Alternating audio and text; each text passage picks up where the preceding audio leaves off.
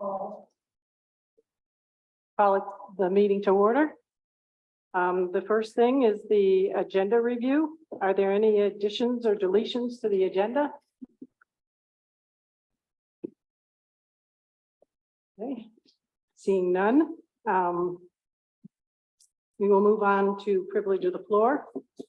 Just a reminder, you have 3 minutes. If you want something to appear in the minutes, you should wait until the public hearing in order to say whatever you need to say. All right? Do you mind if I clarify that quickly? Sure. So for folks that are here to talk about a particular project, there'll be a time at the beginning of each project when we get to it to talk. If you have a general thing you'd like to say to the planning board that's not about one of those projects or about anything else, now is the time for anyone to speak for up to 3 minutes.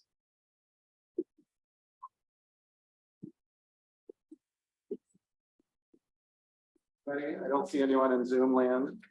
I see Ted. Okay. Hi, Ted. Hi, this is just a technical request. I see only 5 members of the 7 planning board members. There is a pair of arms in the lower left corner of my screen. Perhaps you could, if that's a planning board member, perhaps you could adjust the video so we can see everyone.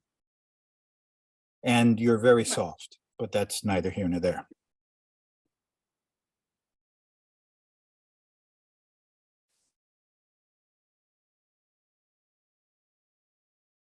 Be nice to see David too. Reminder, the public is invited to attend in person. Yes, at this point, we cannot see David or the person who will ultimately be speaking in front of the mic.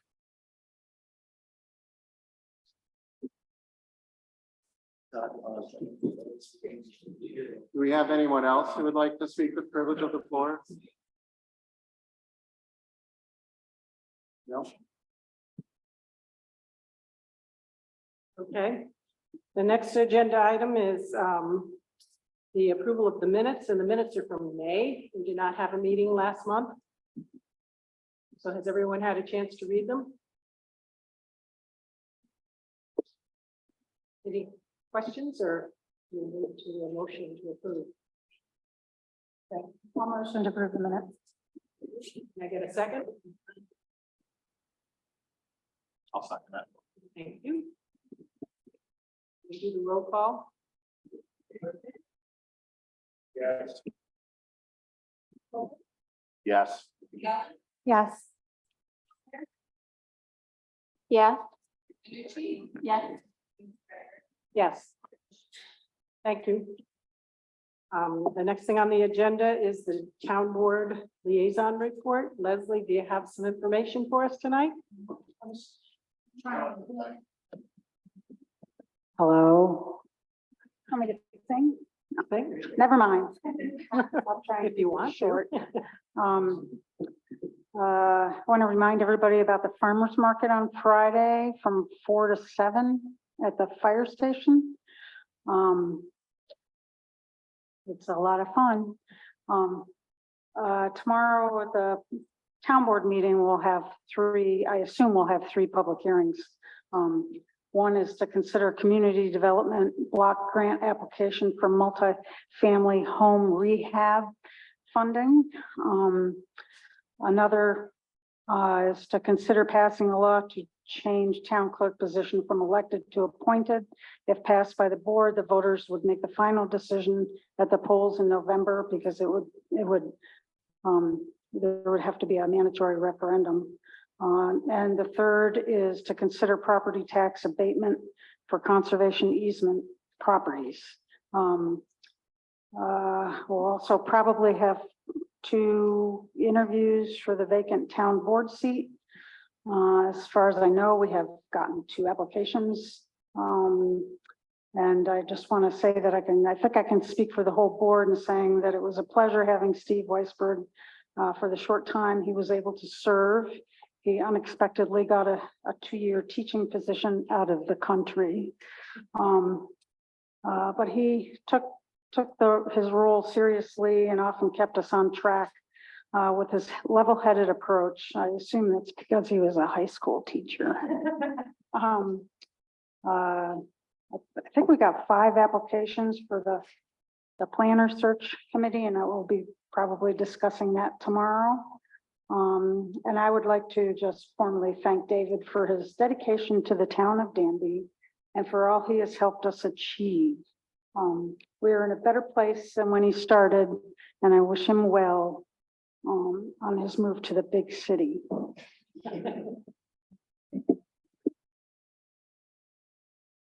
All right, the next thing on the agenda is the development reviews, and the first one is 520 West King Road.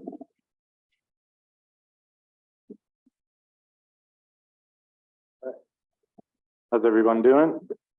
Hi. For those of you who don't know me, my name is Nathaniel Greenspun. I'm a residential builder. And I don't know if you have a copy of the development proposal. Okay. I made copies of the site plan. Basically, if you've read the proposal, my business is far outgrown my garage space, which is mostly full of kayaks and family stuff. So the idea first came about for a bigger home occupation space for tools and cabinet building, that type of thing. And as a family, we had the idea to put a sort of a studio apartment above the home occupation space for my mother-in-law and other guests, because our house, I don't know if you're familiar with my house, but although we do have vaulted ceilings and it looks big, it's not. We live in about 900 square feet. So we've kind of outgrown the home, and my business has certainly surpassed the space available to me. So that's the gist. Okay.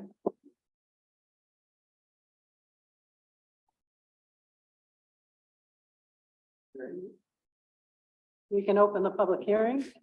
Should I be seated, or I don't know how these things work? Yeah, why don't you just have a seat in front? Sure. So we can call you back. Oh, we've got one more person to let in on Zoom.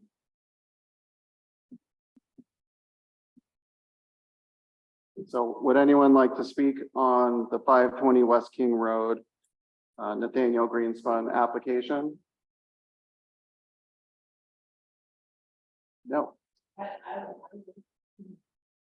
all right. That's all right. You just need you on the mic so that the Zoom people can hear. Hi, everyone. I'm Helen Soller, and I live. I've never used a mic before. I'm sorry about my voice. Hi, I'm Helen Stoller, and I live across the street from Juge. And my house sits right at the top of Sandbank and West King Road. And so I know that Juge is an amazing builder, and he will build a beautiful structure. I am not worried about that. He was very thoughtful when he built his home, how to position it, because my house was there quite a while before his house, and he did a wonderful job making sure that I could sit in my living room and still see the fields, and I appreciate that. So I know I don't have any doubt in my mind that it will be, again, a really pretty structure, and I have no doubts that he won't do an amazing job on it.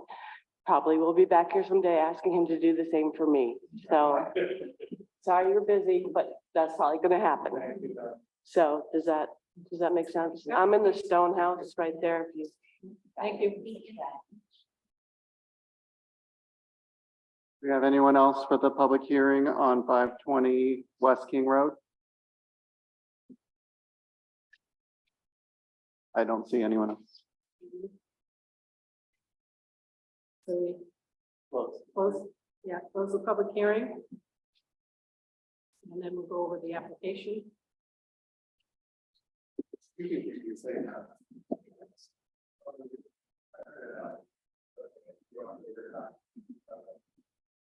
It was in greater detail.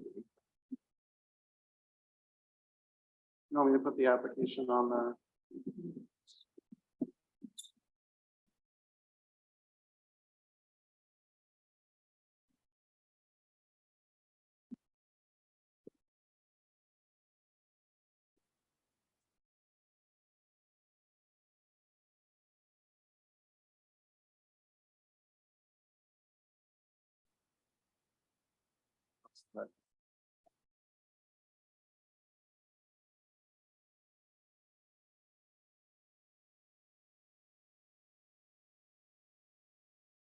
All right, so hopefully you all had a chance to read the memo on this application. This is an application for two separate things in one building. This is two uses, both are allowed by site plan review. One is home occupation. The building will be a pole barn type structure. It's right here on the map. Inside that structure would be space for the applicant's business. He builds tiny homes and does other carpentry related work, that's my understanding, and also an in-law apartment. Both a second dwelling on a lot and home occupation, including carpentry, are uses specifically listed as allowed by site plan review in the low density residential zone, which is what this is. The one thing that I wanted to make sure was clear is that this survey, this is now a lot line because the piece on the other side of that line was sold to the neighbor who we reviewed an application a while back to put a house behind the barn over here. The one thing that I wasn't totally clear on and would recommend just making a condition is that the building meet the required setbacks, which are 50 foot from the side and 75 from the rear.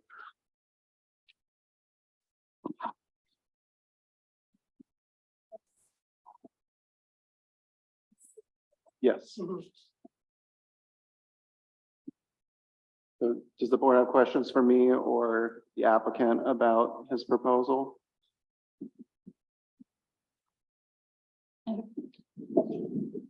It's on, yeah, up is on, yeah. No, it was on, yeah. Towards you, it's on. About the location of the existing septic. The existing septic for the site, can you show us where it is roughly? So our house now sits here, the septic tank is here, and the future use same place. Okay. So it would require, it's not, wouldn't accommodate, another bedroom. So I figured stick them in here. Otherwise we have to pump it up the hill and pull it out and pull it.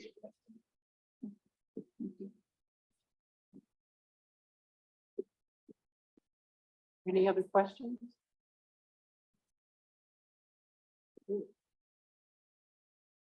I have one more. Okay, and then it's about the required distance between well and septic. Does it depend on soil type? I Or is it don't just believe a so. Yeah, it's fixed. And is it 50 feet? It should be at least 90. 90. But generally, you can see here in the site plan. The wells, approximately here. And septic would be over here. Yeah, you know the distance? there? Meets and or exceeds 90. Okay. I mean, I think the setbacks are smaller from well to property line as opposed to house property line. You can put them close to the property line, so I mean, we could put it anywhere. Okay. The further you go, the further you can to the house. Thing. Oh, sorry.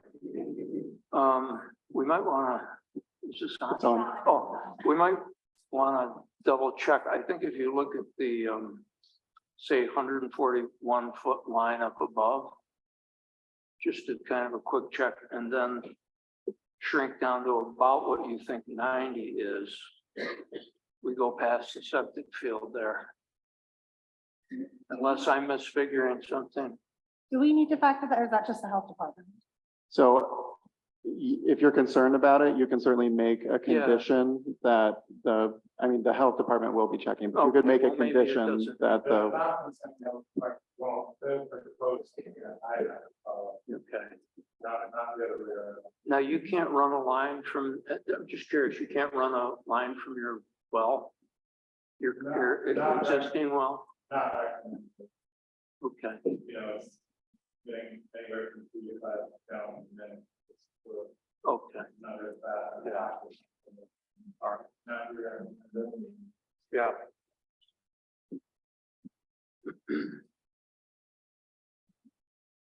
Any other questions?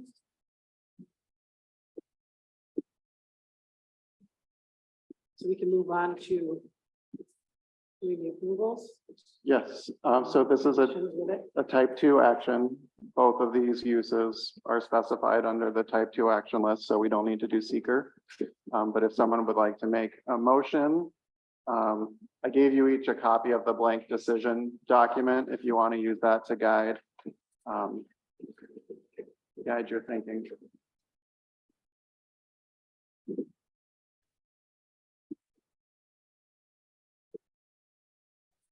Do you want to make any conditions? Anyone?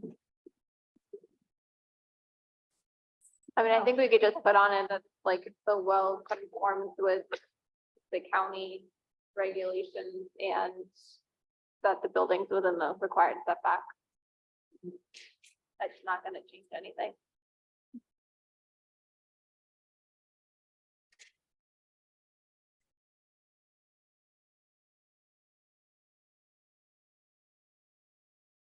With those conditions, I make a motion to approve.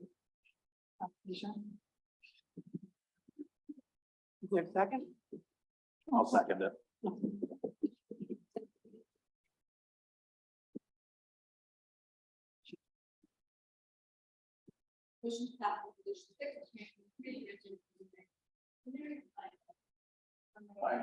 Yeah.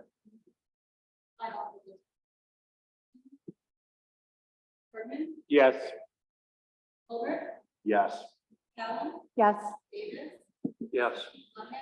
Yeah, Yes. Yes.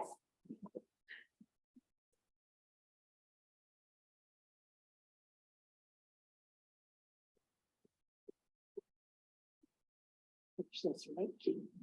So got enough.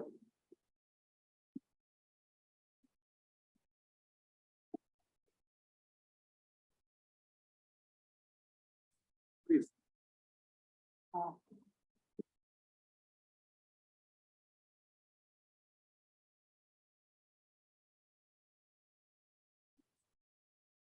Bear with me for a moment. Zoom crashed on my computer.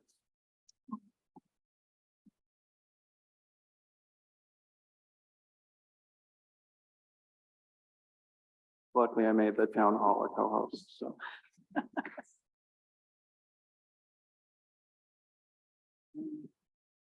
All right, we're good to go. Okay, so we'll move to the second one, which is Nelson Road.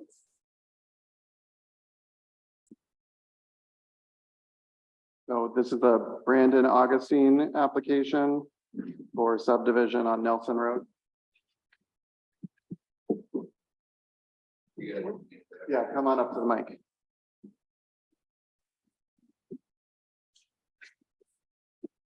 Why don't you tell the board what you would like to do?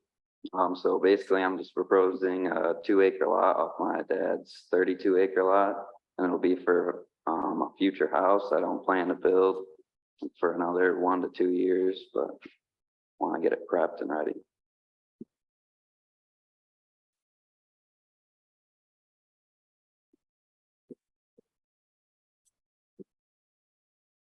All right, you can have a seat, and my computer has crashed Zoom again, but while we wait for it to come back, does anyone in the room have public comment for, we should open the public hearing. Open the public hearing. And if anyone in the room would like to say anything about this application for the public hearing. See one person online. Patrice, I'm gonna ask you to unmute and you can speak. Is there any way we could see exactly where this parcel is going to be, even though there's no house being built just yet? There is, as soon as I get Zoom back up, I'll screen share. You can, if you go to the town website by the calendar on the agenda, there's a link to a folder with all of the information, but I'll also put it up on the screen in just a minute. Okay. So my question will be, can I still ask my question, or should I wait? You can go ahead, yeah. Okay, so what I'm concerned about is whenever the building is built, I certainly would want to know where the watershed is going to be, and the leach field. The two houses, there are houses above me. I'm on 332 East Miller Road, and the houses above me that are more recent. The way the watershed has worked has ended up with kind of draining into my property and over the years. And I actually ended up having to spend a fair amount of money putting in French drains all around my property in order to drain off the water that's coming from above me.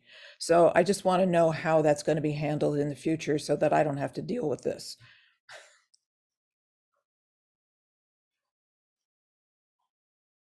And I don't know that that's a moot question yet. It might be a moot question, but I am concerned. Thank you. The lot in the house that I would build is probably 800 to 1,000 feet from anything on the right side of it, and to the left, it's probably a quarter mile to another house. So there's nothing even near it. Only because your property also extends into the back of my property, so I didn't know whether it was going to be somewhere near there as well. Your father You're has. on East Miller Road, correct? Yeah. Yeah. You're a mile away from where this is going to be. Okay. Okay. Thank you. That sounds good to me. Here, I've got the map up where you can see it's across from 572 Nelson Road. Mm-hmm. Is there anyone else who'd like to speak for the public hearing? I see Ted has his hand up. Let me.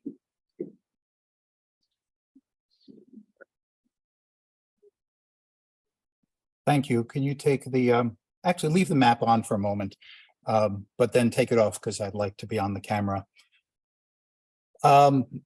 This map is, it's wisely labeled not to scale. And in fact, if you see the whole property, you'll see that this is just, let's call it the northernmost portion of a much, much larger property. And it's interesting that this property will become an even stranger parcel if there is basically a 2 acre or about a 230, 250 foot chunk of road frontage taken away from it. It'll be the classic definition of a flag lot. I don't know that that's bad, but it says something about the future. Now, I had about what might happen to this parcel in the future. Could you remove that for a moment now?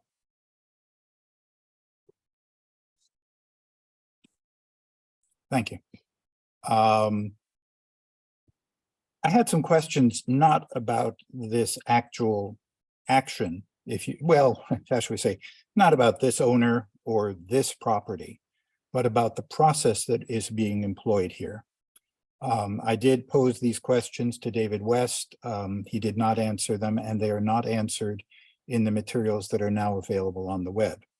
Basically, the question starts with, why is this coming to you as a cluster instead of going to the BZA as a variance to create a 2 acre lot in what I believe is a 10 acre zone? Now, David does address this somewhat in his staff memo. He says that under certain conditions, something can be considered a cluster, and therefore it's exempt from the BZA. I would question the application of that rule in this case, because basically any property that is greater than 10 acres in either of the two 10 acre zones, basically you can defeat the requirement for minimum lot size by calling it a cluster. There's no real plan submitted here, and I'm not talking about this applicant, I'm talking about the process. There's no real plan here submitted to make what would be called what one would normally understand as a cluster. In other words, a group of houses. This is basically an attempt to allow a 2 acre lot to be subdivided out of a 30 something acre lot. And I understand from things that David has said previously, that it is the planner's job requirement to look at any application and to apply any possible way to justify it.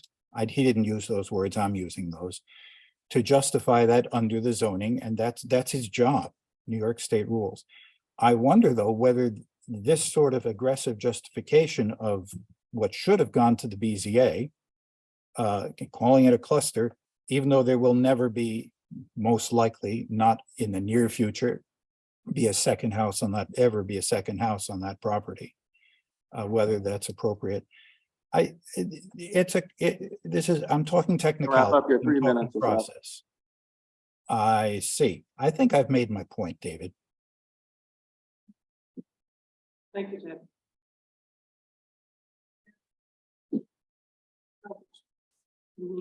Carol, you can go ahead. Hello, everybody. Thank you, Planning Board, for your time and your interest in supporting all of us. I just want to endorse what Ted said 100%.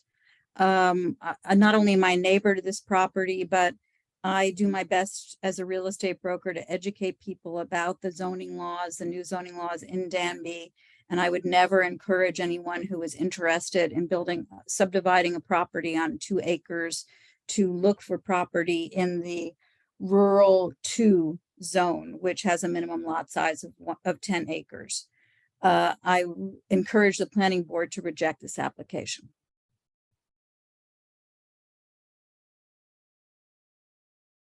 Thank you, Carol. Would anyone else like to speak for the public hearing?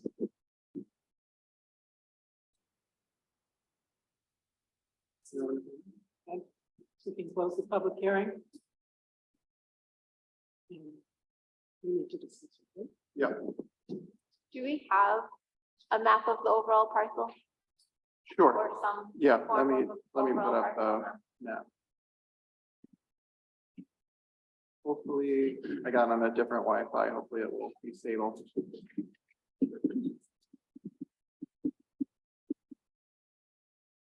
That does bring up an important point, which is a survey is not here. So the most that the board could do is give preliminary approval.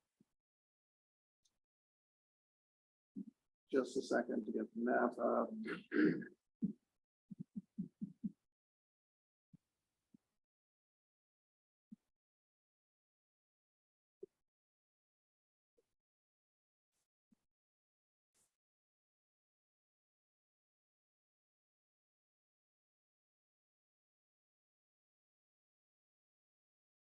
Okay, so this is the parcel in question. And this is the intersection of Nelson and East Miller. You can see the applicant's proposal is to subdivide 2 acres up here at the top of the lot.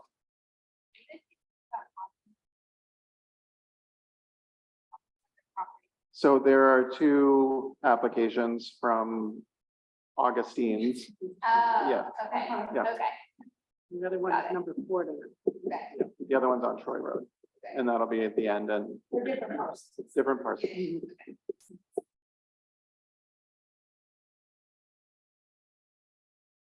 there anything else board members would like to see while we have the map up? I can.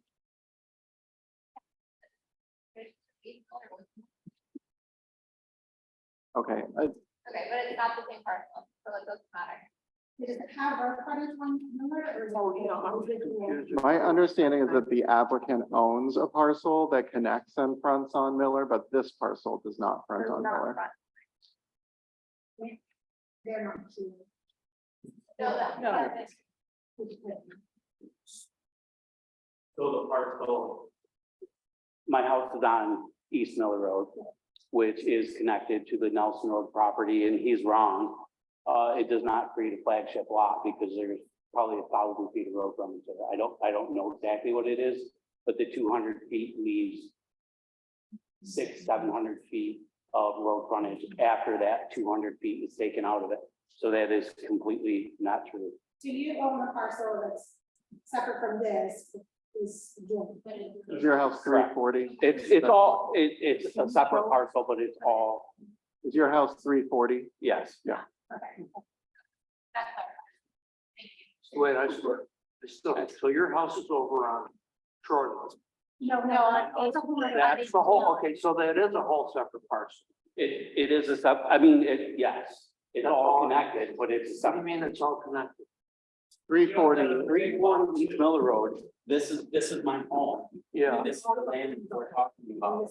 It's connected. but it's not connected, it's not connected to Short. No, Brian. No. Yeah, that's what I thought you meant, no, when you said it's all connected. So, but there is, like, as far as the flagship lot, like, Right. that is definitely not true, so I don't think so. Can you point out again where the road access would be for potentially? It's gonna be 2 acres right here, so it'll Okay. be 200 feet of road frontage, and it'll be right at this top point. I ask another question, why not just subdivide 10 acres off? Because he does.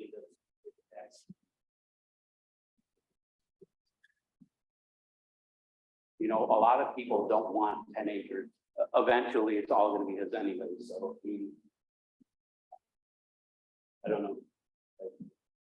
He has a piece of land, you know, times are hard enough as it is, so I'm trying to help him out with a piece of property to start out and hopefully it's not a problem. And then the use of the residual acreage is just recreational, there's no. Yeah.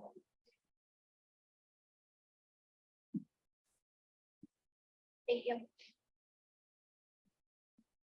Any other questions? Question about why we are considering this cluster? Yeah, so it's a reasonable question why this isn't a cluster of homes, so why would it be considered cluster?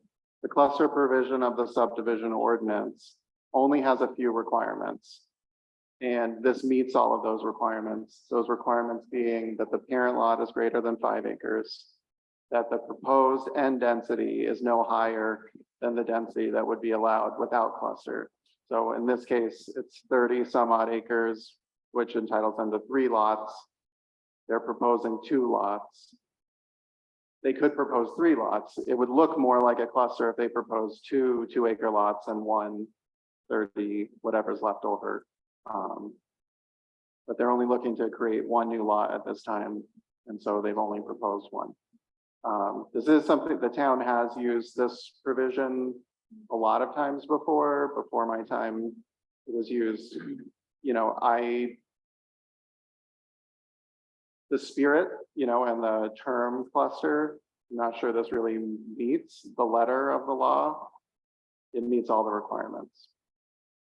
If the town board didn't want approval of these kinds of 1 small lot situations, they could adjust the subdivision ordinance to require a cluster to result in, you know, 4 more lots or something along those lines, but that hasn't been the case so far. Review of it as cluster does, you know, give you a fair amount of leeway to adjust how the cluster sits on the land. If you didn't like the location of the lot or you wanted to impose other requirements, you certainly have that ability. Yeah, we're just doing a preliminary right Yeah, giving now. Give direction. Another chance to put this. So, yeah, it would really be best to get any advising to the applicant you can. You know, the applicant's next step is to get a survey that reflects, you know, if they feel like the board's comfortable with the direction this is going, then they'll go and pay, you know, a couple $1,000s for a survey. If you grant preliminary approval and don't put any requirements, any stipulations on things you want changed, and they come back with essentially what they proposed, it would be a problem then to deny that because you told them this is generally okay. You'd have to have a really good problem that came up to deny it if you grant preliminary approval. And then they come back with something that substantially matches that preliminary approval. David, in a parent lot, serve as a parent more than once. So The question, if people couldn't hear, was, can a parent lot serve as a parent more than once? And I guess what you mean there is, once we cut off this one lot, is the remaining lot forever? How many acres are left? Let's see, Over 30, isn't it? over 30, yeah. This is the same thing could be done. So- Again, if you allow the cluster to be its place. Using the cluster again couldn't result in 3 lots. It could only result in a total of 3, including this one. But So they could subdivide the remaining parcel in half, or they could come for cluster for another 2-acre lot and then have the rest be in one lot. So I think that's tantamount to saying that it can only be used as a parent. The total density allowed is set by the size of the parent lot when the zoning was adopted. but also the road frontage, so, it looks like there's a stream, so is that? Yeah. Like, it kind of looks like there's a stream coming off a triangle of what they're not subdividing, such as it. That's to be part, later parcel. Right. I'm just. So what they're looking at is whether or not someone could, if your placement of the lot where you're putting it would make it difficult to divide another lot in the future. So they're just thinking about the future of the town, how you could fit another lot on there And access, and access it, and have it be reasonable, yeah. Yeah. because that's also a buffered stream, right? Mhm. If there's not enough road frontage and stuff, I mean, that would be, they might not be able to do another cluster divide in the future. But then they understand, you just need to understand that if they do this, depending on how it fits, they may not do yet another cut out of it. It may be that large property and the property where his house is. So, yeah, there actually isn't a road frontage requirement in this zone, so, Okay. yeah.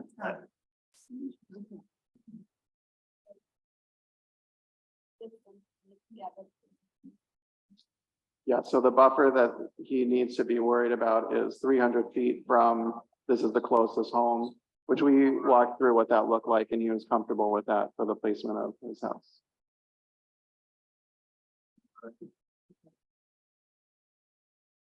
Before you can make a move on approval, because this is a subdivision, it's an unlisted action, and we need to go through seeker. Do you have other questions about the application? Yeah.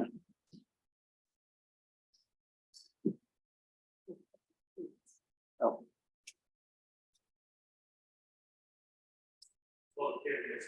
yeah, we have the hands who've already spoken in the public hearing. So that's up to you as a chair. Sure.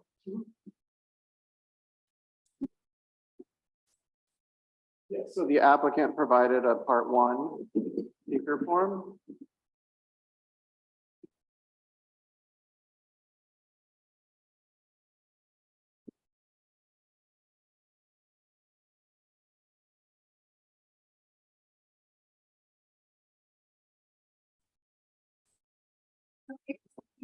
Acre subdivision.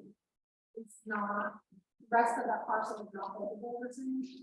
No, the rest of the parcel would still be buildable, and yeah, so it could be subdivided. It couldn't be subdivided the maximum that it would be able to be if it had never had a lot removed. So basically, it has one of its 3 lots is gone. But then the road access. Still stuck on the street. The street. I'm sorry. Oh, it's.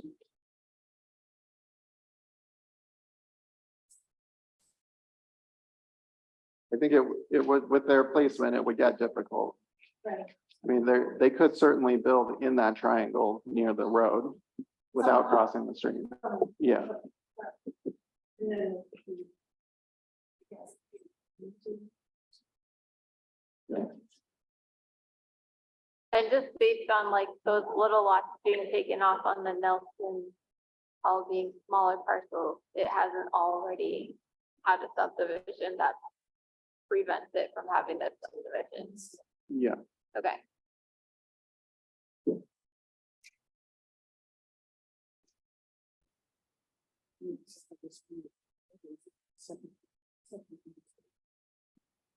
That was for this one. So there is in your packet a letter from the neighbor to the north. I can put this back on the screen.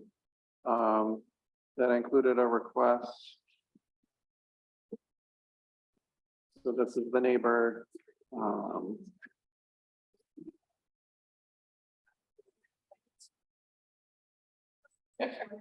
right. So it's hard to see with the trees, but go back to this neighbor sent a letter requesting that the border between them be treated sympathetically and that the planning board require a buffer to be maintained and possibly a larger setback than would otherwise be required by the zoning. They said they might want to create a lot here in the future, and we're just concerned about impacts there. It's up to the planning board to kind of decide if that is a realistic or substantial burden that you think it's important to require a buffer. So you can see this is the approximate proposed home location, and then all of this is the neighboring lot with its house here. But they could potentially put a lot closer. And you could require them to put that. Yeah. Yeah. Well, neither of them can require anything, but you Well, they can. could request. Yeah. Okay. We should do the secret. Yes, let's look at seeker. They put up. I'm gonna put it on the.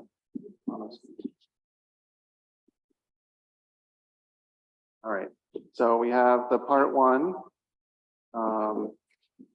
So this is a 32-acre parcel. The applicant owns a total of 34.5 contiguous acres. That's counting that lot that fronts on Miller. They've listed that the land uses in the area are rural, forest, residential. That it is permitted under the zoning regulations, again, through the cluster provisions, is consistent with the adopted comprehensive plan as proposed, consistent with the character of the existing or built natural landscape. It is not in a critical environmental area. Wouldn't result in substantial traffic. Doesn't have public transportation or bicycling access, infrastructure. As far as energy code, it would be required to meet the town's stretch energy code, which is above the state. It's a stronger code than the state's code. It would be on well and septic. It doesn't contain, as far as we know, and have any reason to believe, any archaeological site, building, district, the historic register. Does it contain any wetlands or water bodies? It does have the stream that we were just talking about. Would it alter or encroach into any wetland or water body? That's their proposal, is outside of that area. The habitat types: forest, early mid-successional, grasslands, and suburban. It doesn't catch any of the state habitat areas for species. It's not in the 100-year floodplain, and it wouldn't discharge stormwater from point or non-point sources. It wouldn't create impoundment of water. There's no proposed retention ponds, and it's not a former or active solid waste management facility. And neither this lot nor its adjacent lots are subject to remediation for hazardous waste. So that brings us all to the part 2 and 3. And here.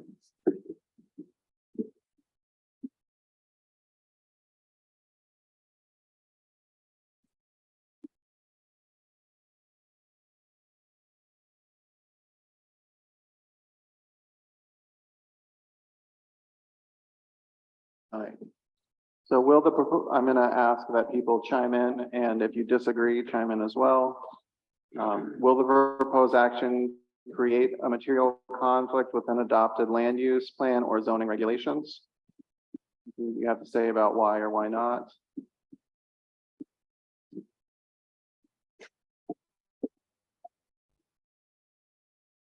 Address this a little bit in the memo, which is that this does meet the density requirement and does meet the letter of the law for cluster.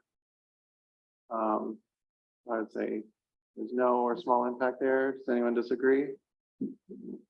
Will the proposed action result in a change in the use or intensity of use of the land? We've discussed that this is compared to what the zoning allows. So hearing no. Will the proposed action impair the character or quality of the existing community? No. Will the proposed action have an impact on the environmental characteristics that cause the establishment of a CEA? We know we don't have any of those. Will the proposed action result in an adverse change in the existing level of traffic or affect existing infrastructure for mass transit, biking, or a walkway? No. It's a very small project. Oh, there's a really bad delay for some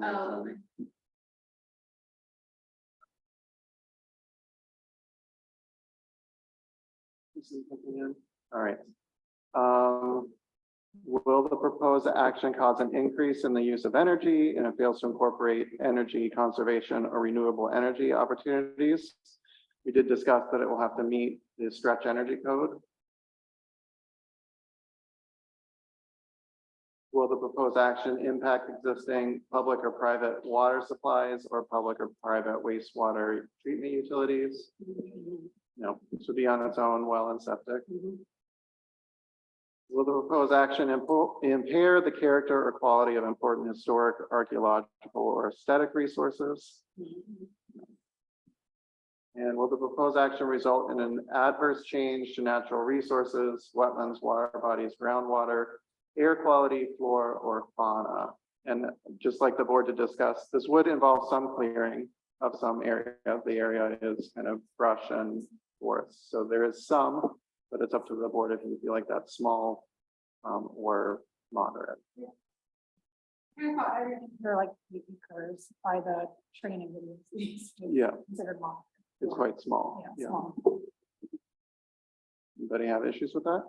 Just want to make sure we're being clear that we discussed it. Will the proposed action result in an increase in the potential for erosion, flooding, or drainage problems? No. And will the proposed action create a hazard to environmental resources or human health? No. Okay. So since the board has checked no to no or small impact for all of the areas, we need to give a little bit of explanation. I think the board feels like this is a very small project. The impacts are going to be small.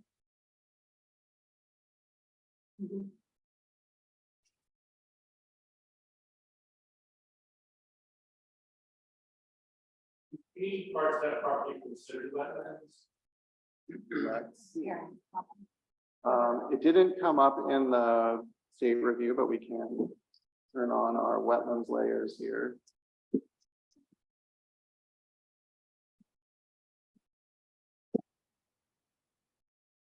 We go to there's two different county maps and neither of them has everything I need in any given circumstance. They are very convenient to have.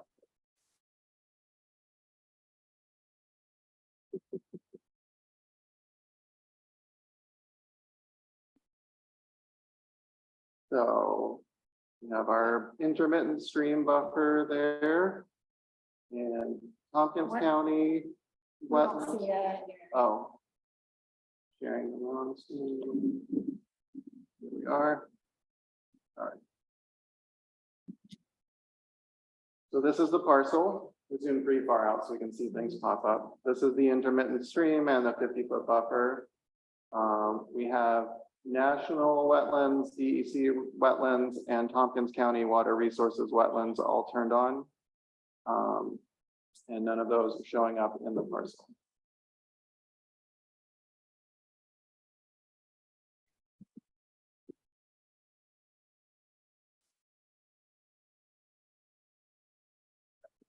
Form, all right, very small project, limited footprint.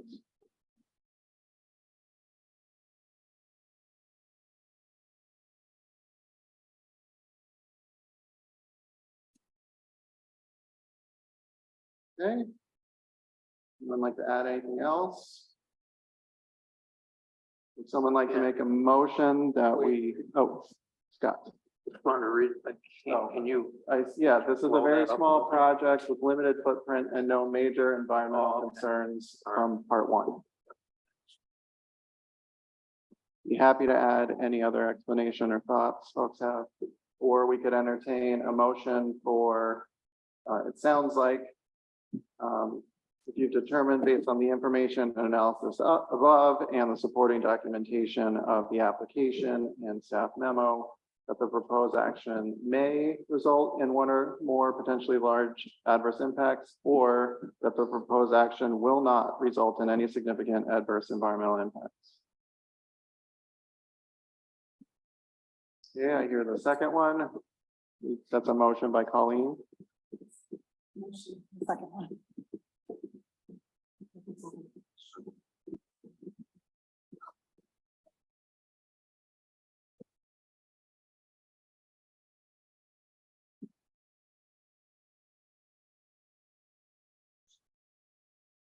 Yes. So this is a resolution finding of no environmental impact and negative determination. Bergman, Yes. Silver, Yes. Howard, David, Yes. Eric, Yeah, Tucci, Yes. Becker. Yes. Okay. So you can now consider if you want to make a decision on a preliminary subdivision approval, or just give feedback to the applicant on anything you want changed before they bring back a final at your next meeting. Any other thoughts? A couple, I think we do want to make the applicant cognizant of the consideration of the buffer. We haven't said, but I'm quite sure we will be at least entertaining it. So just that. My other concern, I want to go back to, I don't even think this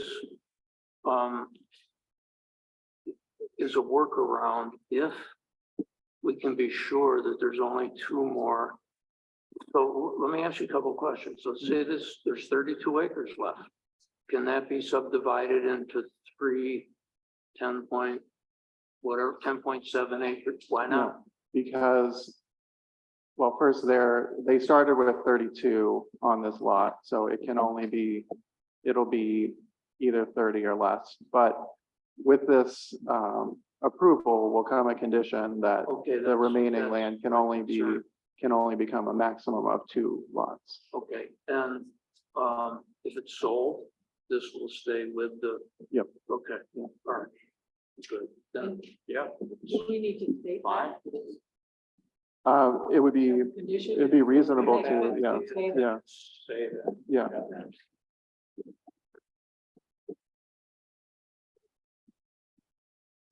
And if you just would secret, the environmental impact is less than if they were to further from the road, or, you know, I know.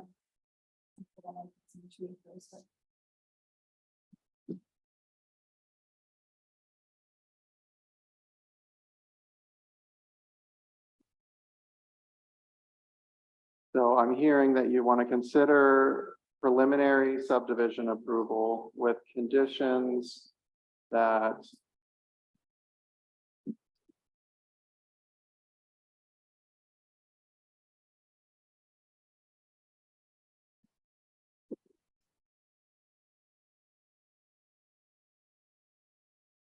Final plat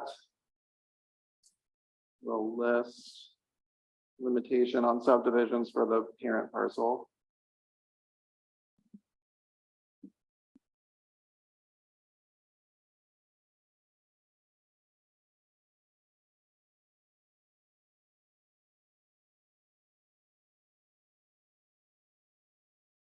I think we should. We deal with the buffer right now. So that, you know, I think you should talk about it, yeah. do you have any issues with leaving a buffer there on that? Yes. Pardon? You're gonna come up to the mic. I think, I don't know if I have any issue with it, but you're talking about somebody has 160 acres asking for a buffer where we're proposing the lot. I mean, Well- I'm gonna say that that's ridiculous, sounds kind of dumb. Okay, I So- understand that. I respect that, but let me go back to the buffer. How do you feel about the buffer? I feel There that would the just be a asking- line of trees. Would it be any hindrance in developing the lot? 2 acre lots, 200 feet. Yeah, 2 acres. You're not gonna have a big buffer there. I mean, Yeah, let me what if think it No, was- we're not, I don't. What if it was envision 20 anything, feet? But If there was a 20-foot area along the lot line that you didn't. Just vegetation. We're not gonna be that close to the lot line anyways. I mean, I don't know why he would expect us to build right on the lot line. And like I said, when I heard it, I was set back a little bit. You're talking about somebody has 160 acres and he has 1,200 feet of road frontage right there. I mean, that's kind of weird, kind of ridiculous. But So the question more I is, understand, but can we we're, leave a buffer between your structure and the the lot line, neighboring lot? Yes. 20 feet. no, Of not even that. vegetation. I wouldn't say even, not even 20 feet, Yeah, just the yeah, tree I line. mean, we're gonna disturb as little of the trees as we can. Right. Like the idea Oh, is to okay, be, yeah, to be hidden in there, not okay. to cut everything down, open it Yeah. up. So, So how do you articulate the tree line hedgerow buffer? Well, I would suggest something numerical, so you could say, Okay. won't cut or clear within 10 feet of the lot line. Yeah, 10 feet. That's fine. Yeah. I would just don't ask me to build. It's not about the neighbor, it's more just about the future. of the Yeah. parcel. Yeah. Makes sense.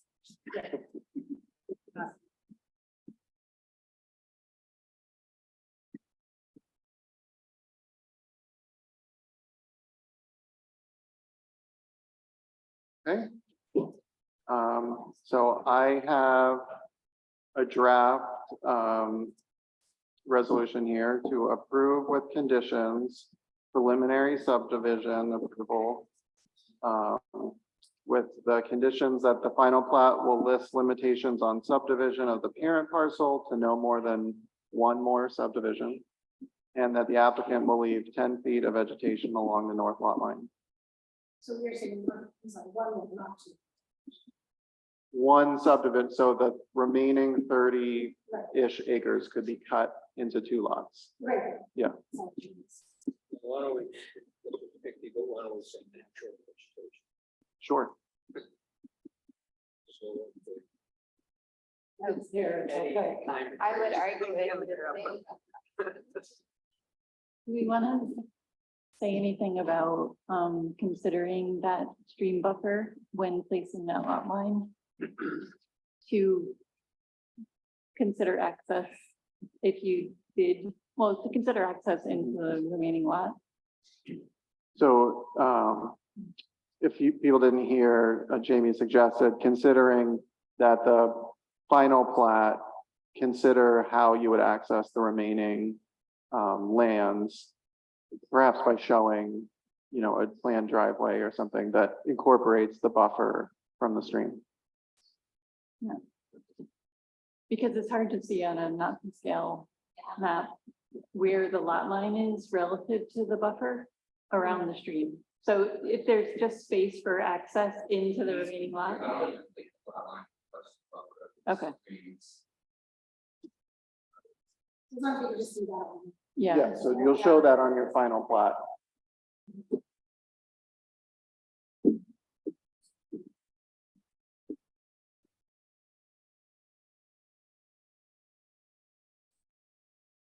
Okay.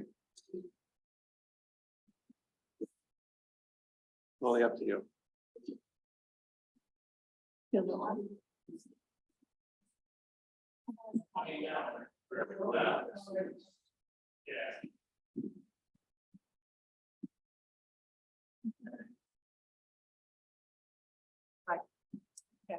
All right, so I'll put this on the screen and maybe we can have someone move. So the conditions, final plat will list limitations on subdivision of parent parcel, no more than one, maybe additional subdivision. Applicant will leave 10 feet of natural existing vegetation along the north lot line. Final plat will show reasonable access to remaining lot without going into 50-foot buffer from stream. Sorry, No, DEG.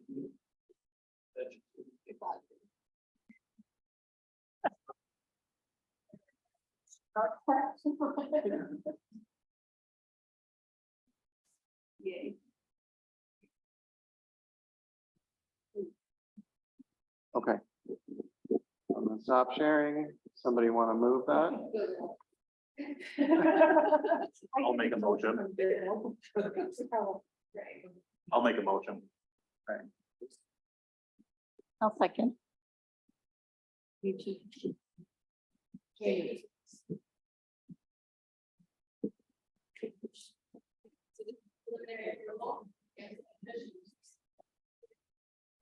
Yes. Yes. Yes. Yes. Yeah. Yes. Yes.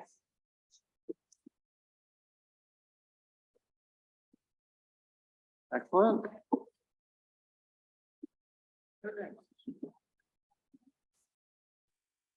Round to number 3, which is the solar power. Yes. Wait, don't we do,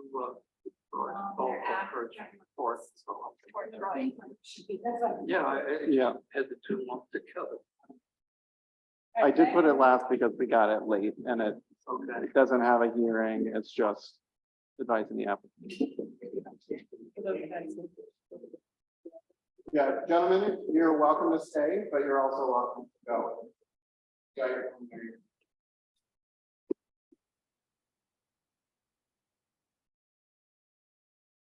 All right, so I know that the applicant is here for the next, you want to have them give us an introduction? All right. I see Aaron. Yeah, I'll ask you to unmute. And is someone else with you or is it just you?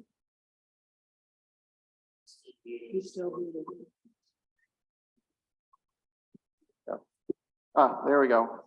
Go ahead and say something. We'll see if we can hear you. Can you hear me now? Yes. So do you have anyone else or is it just you? Just myself. Okay, do you want to give us a brief introduction to what you're proposing here? Welcome. My name is Aaron Ovius from the office of Robert M. Sutherland Engineering, representing Solar Power Networks tonight. Solar Power Networks is a developer of community solar. They are looking at a piece of property on the Danby Road, the existing agricultural field, where they're looking to reconfigure the property to create 5 new community solar projects. So 5 lots being developed individually, all for the use of renewable energy. We have Can I have you pause for just a second? Yep. Thanks. Folks, it's really, really hard to hear in here, so we need no additional conversation. It's just the sound in this room is difficult, so if we could all be really quiet, that'd help the board. Is there anything else? Maybe if you just spoke a little slower, Aaron. Yeah, please. Thank you. Yep, sorry. So the existing property would be reconfigured so that we would create 5 new individual lots. Each lot would be used for solar. And the reason for that is NYSERDA, the state governing body who reviews this, restricts the amount of solar that can be produced by a single lot. They limit that to 5 megawatts AC. So the idea is if you want to produce more than 5 megawatts, you have to do it with multiple parcels. So the project that we're presenting before you would be 5 parcels with a total of 17 megawatts AC power. So at this point, we're really, kind of like at the pre-sketch meeting. We presented some drawings that kind of show the layout. And, our goal really is to get the input from the board and also the community so that, as we move forward, before we dive into the surveys and the wetland biologists and all the other, studies that need to be done before we can come back to the complete application, we like to get some input from the community. Obviously, you do have a local law, but in the same regards, if there are concerns of visual impacts, driveways, the use, etc., we like to get that up front so that we are better prepared when we come back to you with a more detailed plan. So really what we're trying to do is utilize the open agricultural fields. We try to minimize any clearances. The state does have some very specific guidelines for utilizing agricultural fields. New York State Ag to Markets defines how solar shall be constructed in agricultural fields. And the main concern obviously is not to remove any of that natural topsoil. That if any regrading has to be done, that material is stockpiled on site so it can be spread back out in the future when the project was ever decommissioned and the land be put back to agricultural use. But really our goal is to, produce a minimum impact using piles, so there's a steel pile driven into the ground to support the arrays. The arrays are trackers, meaning they follow the sun as it crosses the horizon. So they're positioned in a north-south orientation. Each lot would have a interconnection, and I know some communities like to see those placed further off the road to help screen them because some people find the poles offensive to see. So we're open to that discussion. So really tonight the goal was to just kind of walk you through it and give you, get some input back from you. Obviously, we have a lot of work to do before we ever come back to you with a detailed plan. But again, was just hoping to get some initial input from the board. Mr. West has done a staff review, which we have gone through and read, and they take no exceptions to the items that he has mentioned. He's also talked about meeting with the fire department and make sure we comply with all his concerns for access, and we, have no problem doing that. So again, tonight's just the first step of several in this process, and kind of open up to questions and see what the board has to say.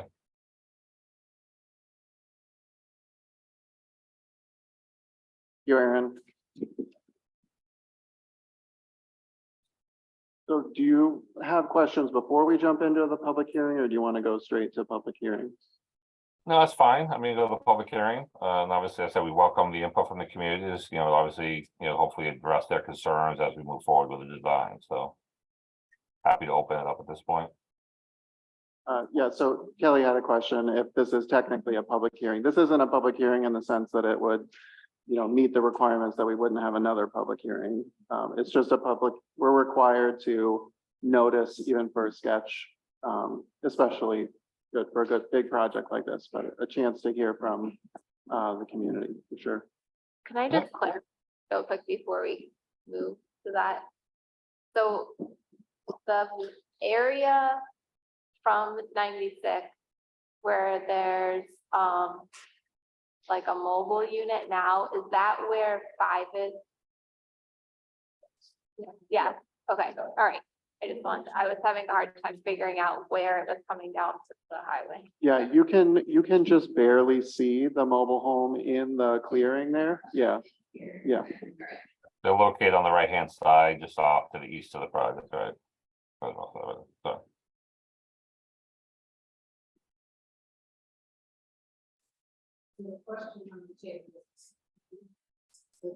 Sorry, we want to discuss it or hear from the public first.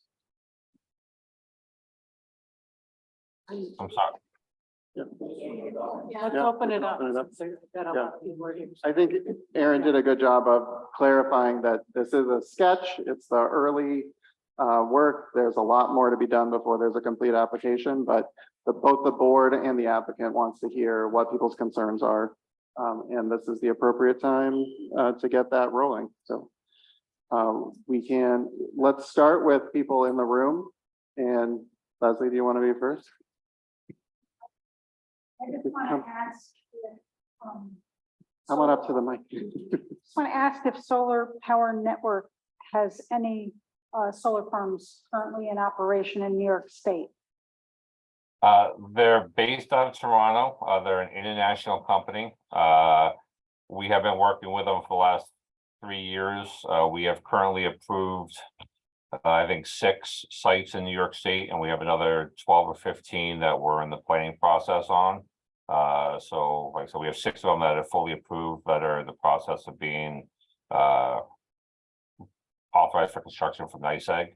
As far as up and actually activated, no, but again, I said we have several that are up and approved and moving forward.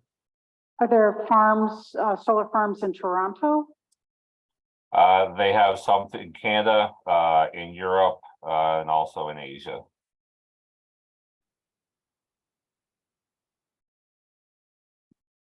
You want to come up? Yeah, sure. I'm Marcus Willamy. I live at 2350 Danby Road. I'm the old Wrights Haven farm there.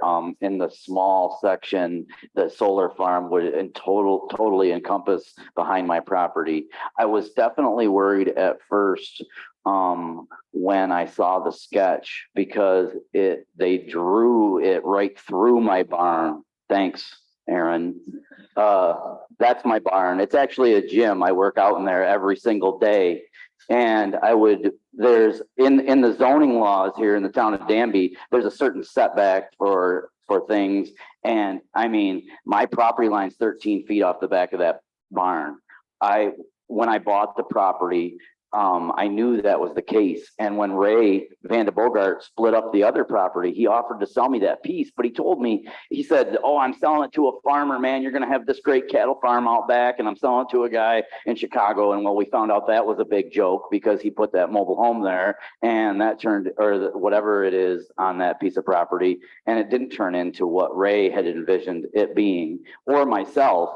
And now it feels like to me, like we're being a little bit invaded by this. And I'm not, listen, it's hard for me to speak out against development. I'm pro-development, definitely pro-solar. All my neighbors have solar. We've priced solar. I want green energy. I want renewable energy. I want them to follow the guidelines exactly to the letter of the law. I mean, the way they show the poles in Derek's front yard, my good neighbor to the west of me, I feel like that's not really neighborly. It feels like it's imposing on us a little bit. If they're gonna build a solar facility, build it back away from the road a little bit, build it back away from the homes. Let us have our front yards and our side views. And that's my sunset. I watch the sunset every night from the hot tub of my back porch, and I would be looking at 26 phone poles now. And I mean, which is fine. I'm not here to tell you what to do with your property. I would be horrible at the planning board, being one of the members of this planning board. But I also, I feel like you're going to build an industrial complex next to my house. And you came in, you drew a picture. It wasn't real friendly. It doesn't feel real nice to me. And we didn't start off on a good foot. I mean, if the back of that hill provides you with enough room for however many megawatt solar farm you want to build, I'm all for it, man. I think it's great. You know, there's some really old growth trees there. There's like 250-year-old trees around that old farm. And to tear those out for solar, man, I think that's the wrong thing to do. You know, I think that whatever the trees provide for the environment is just as good sometimes. And so I think that's something to look at too. And I just hope that you guys take all of those, you know, all those things in consideration when deciding whether this is a good project or not. Okay, thanks. Thank you, and well done at being almost exactly 3 minutes. Yeah. That is the other parameter here, is we do have a 3-minute timer, and that was, you had an extra 6 seconds. Got actual information. All right, let me get up your proposal, your presentation, Rachel. I have a laser pointer too, if anyone wants.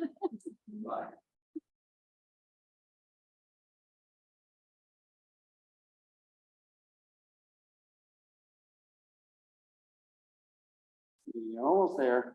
That's cool. I mean, I can introduce myself while you're pulling it up. My name's Rachel Kitzinger. I also live at 2350 Danby Road in Sin with Marcus Lillamy. So I have a master's of science in design and environmental analysis from Cornell University. I'm a lead accredited professional and I have 20+ years of project management experience in the construction industry. I've been working at Cornell for 17 years. I've been the applicant for site variances and building projects several times at Cornell. So I kind of know how this works. I'm also a New York State code enforcement officer, and I have been since 2007. So part of my job is explaining to people and understanding the impact that my projects will have on the people around me. So I get it. Next slide, please. My summary of concerns is listed here. I don't mean to sound like a big NIMBY at all. I'm very obviously pro green energy, renewable energy, but the way this is drawn, I second Marcus's concerns about the closeness of the house, like the way this has impacted me. Quite frankly, Aaron, when I saw this drawing, I started crying and told Marcus it was going to ruin my life. So that's the impact it had on me. For those people in the room, this is State Route 96B. Oh, laser pointers don't work on TVs. Oh, really? They bounce.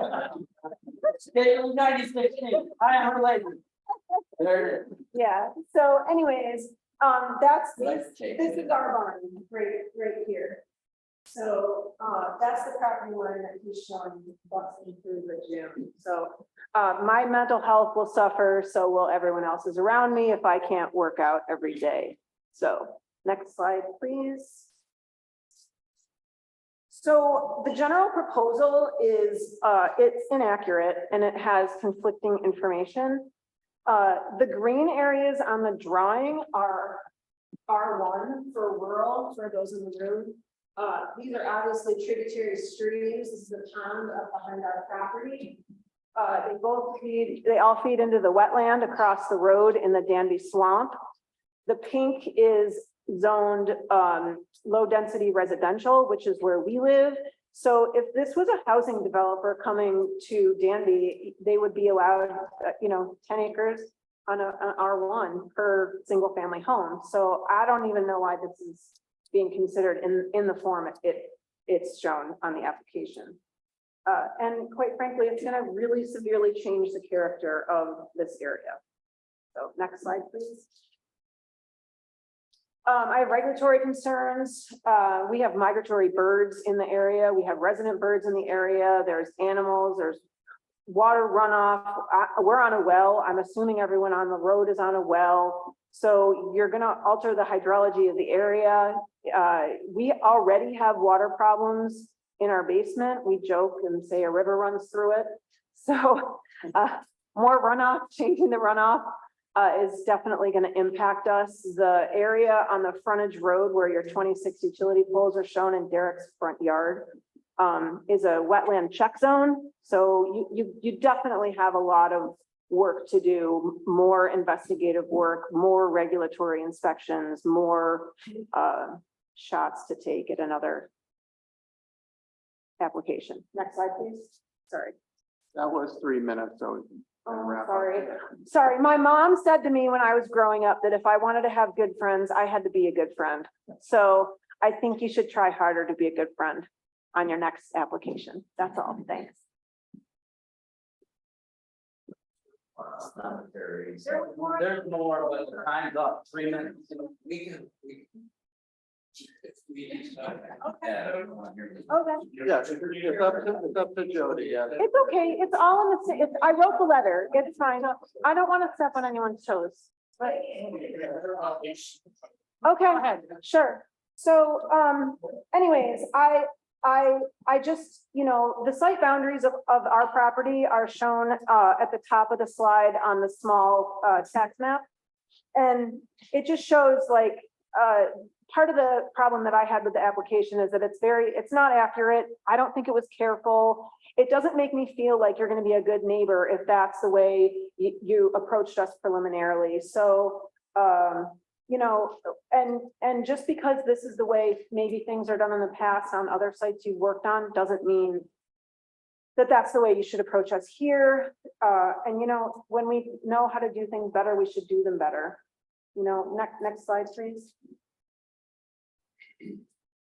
So this is our view out the back across the yard. So this would be changed drastically. We have, you know, like I said, for maintenance, how is the industrial facility going to be monitored while it's in construction? How is it going to be monitored when after it's installed? We have natural resources, there's runoff, there's vegetation, there's 100+ trees. The slope is not great for solar, turnarounds for emergency vehicles, water, etc. So that's all. Those are all my concerns. Thank you.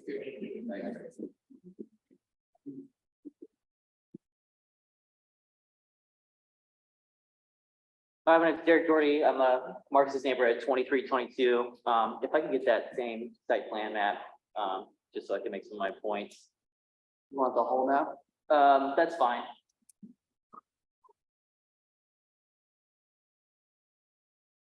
Oh, you're gonna give me extra time while you're like. The clock doesn't start. So, my house is right here. The 26 poles that they're speaking about is this right here. This is also a transformer. So from right here is about 100 feet from my bedroom window. Solar is obviously silent, transformers are not. I'm Derek. not lineman, I'm not electricity. I just want to, why don't you grab the mic and take it with you? Because Aaron probably can't hear you if you're not talking right into it. Can you hear me, Aaron? Yes.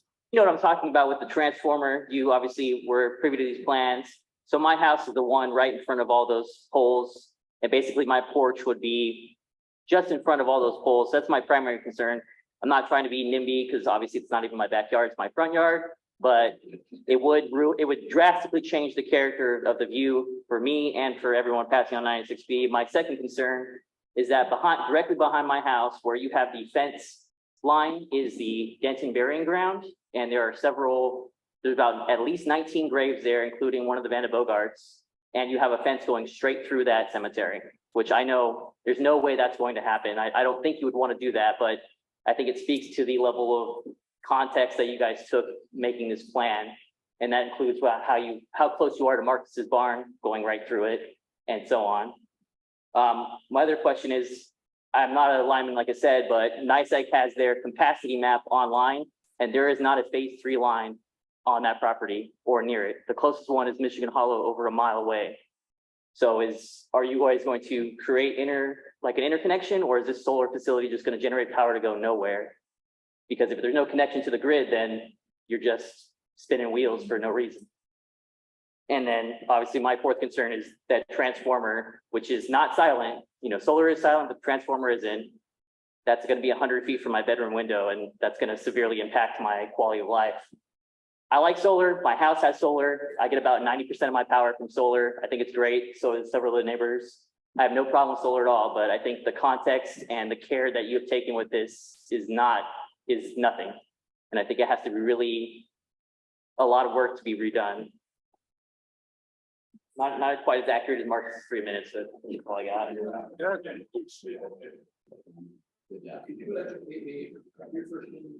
Derek Doherty.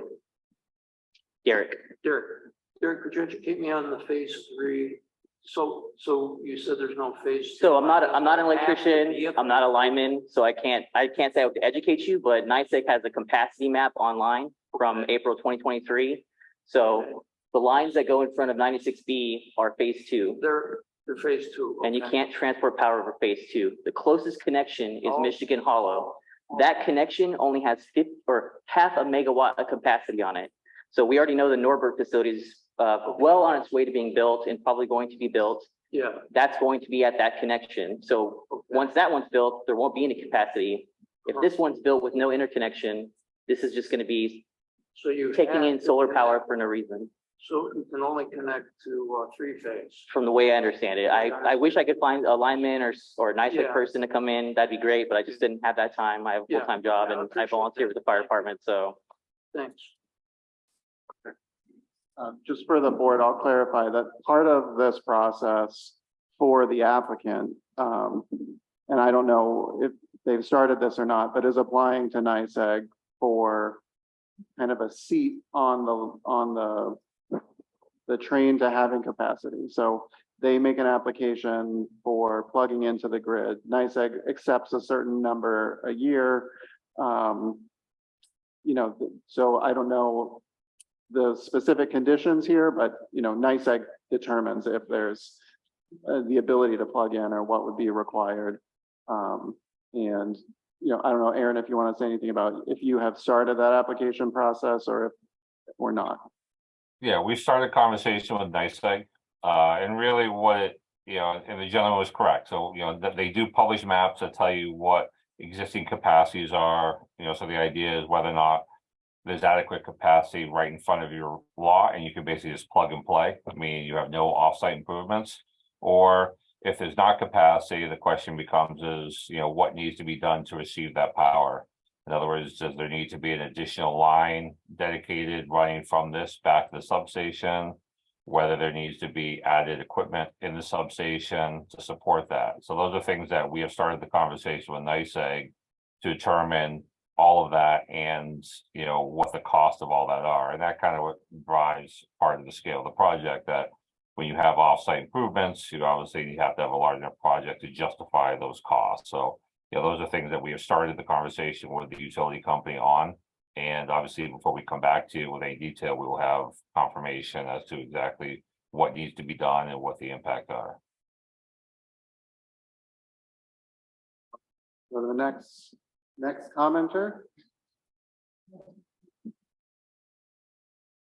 Hi, I'm Kate O'Neill. I'm at 2275 Danby Road, so I'm just on the east side of all of this.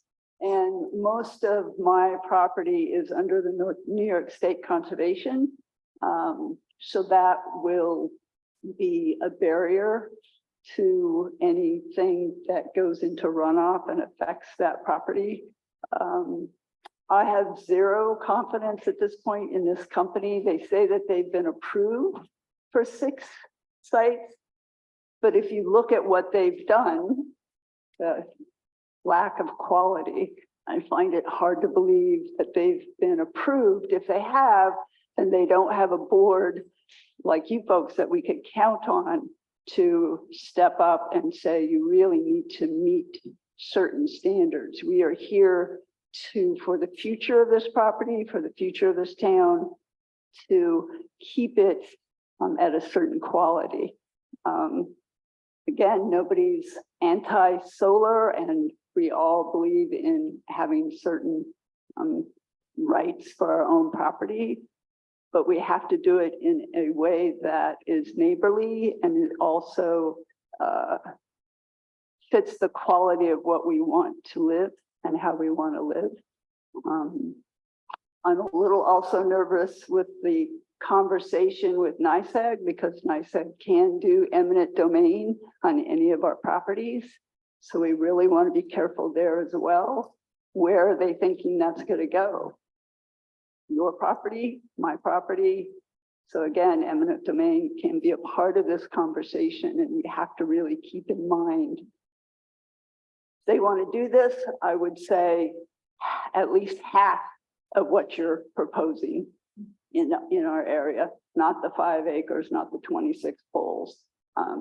You can cut it in half and come back and talk to us with your new plans, not impacting people's lives and properties. So thank you for your time. All right, who's next?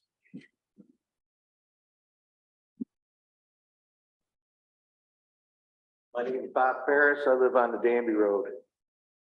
For 40 years, I walk those hills, and it's beautiful. Like every day I drive by there, I look at that hill. And to think of all those solar panels that are going to be up there, like on Turkey Hill Road in Cornell, I wouldn't be able to look at that anymore because I think it's an eyesore. And I can't imagine how Ruth and Les Friedman would feel when they've lived on that corner of Van de Bogart Road for 50 years at least, and that's going to be right in their backyard. So when they go out on their deck, that's what they see. So I think it's the wrong place for that solar. Next person.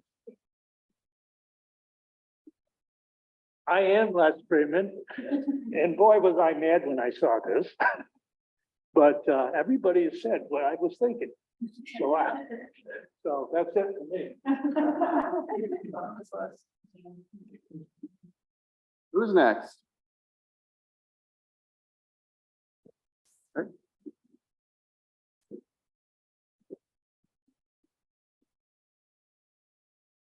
So my name is Ariel Ruiz. I live at 2322 Danby Road with Derek.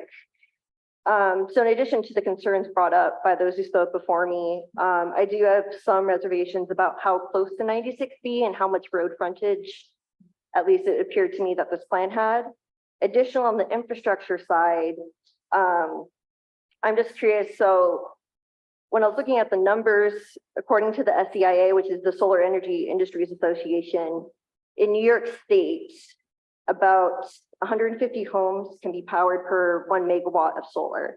So Norbut, their solar facility was already approved. That is expected to have a nameplate capacity of about 16 megawatts. That would power about 2,400 households. And then according to the 2020 census in Danby, there's only 1,576 housing units. So it seems that the Norbut facility would more than fulfill the energy requirements of this area.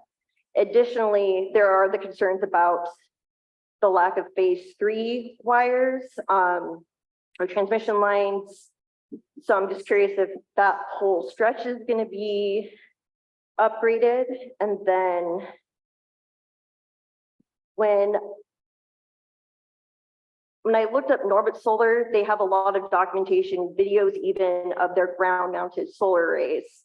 When I tried to kind of get a sense of Solar Power Network's previous work, I couldn't find, well, any facilities completed yet in New York State.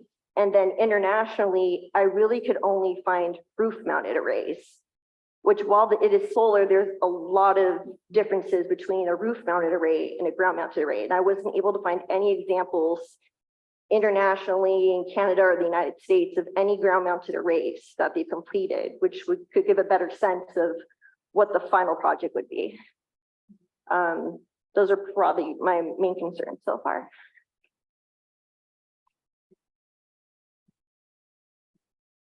You have another commenter from the room before we go to the Zoom folks?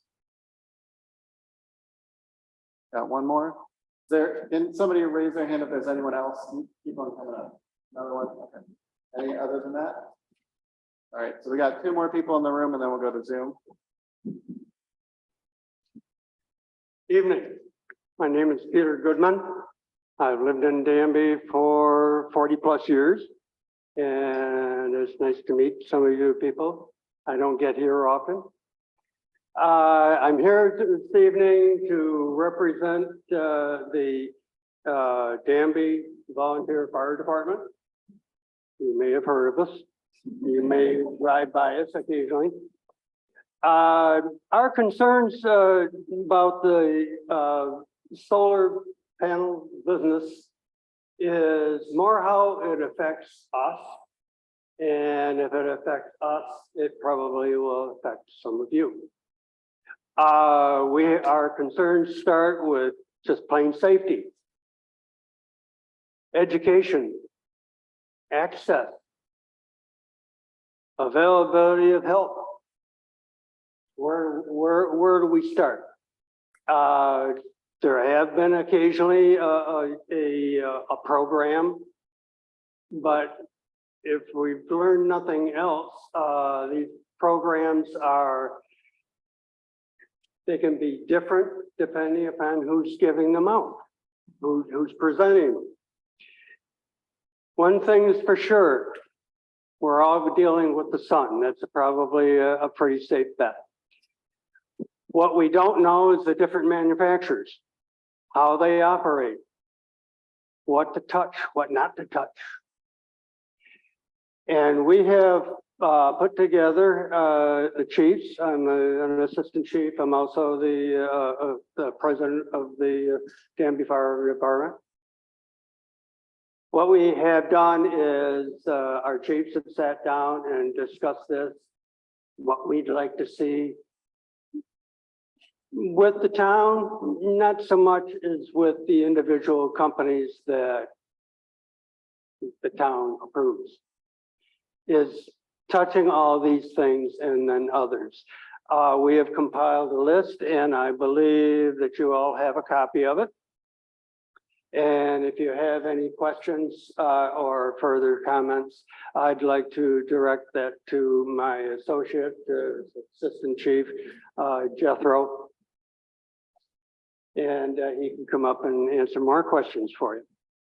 Thank you.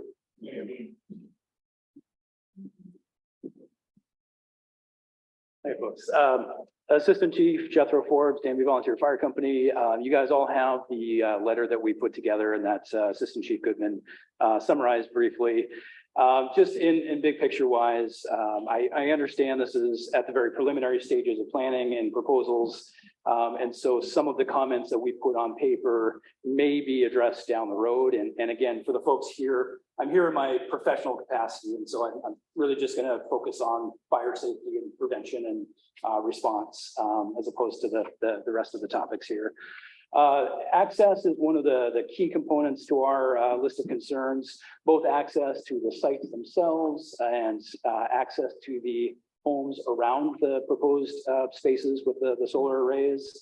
The fire company responds to both residential fires, industrial and commercial type fires, but also to brush and wildland fires. So the forest that's to the southern exposure of this property, which then borders onto New York State property, is a major concern for us as far as access to that. There are not common fires associated with the mechanics and the structures of these type of solar arrays, but the ground covering around them is at high risk from electrical sparks, from shorts, from other failures of mechanics, which can then spread to not only the space contained within the fencing, but the homes around them that are in close proximity, as you guys have heard, as well as that forest land that's to the southern border of the property in question here. So those are requests and concerns addressed as far as access, as far as gates, site planning, looking at education.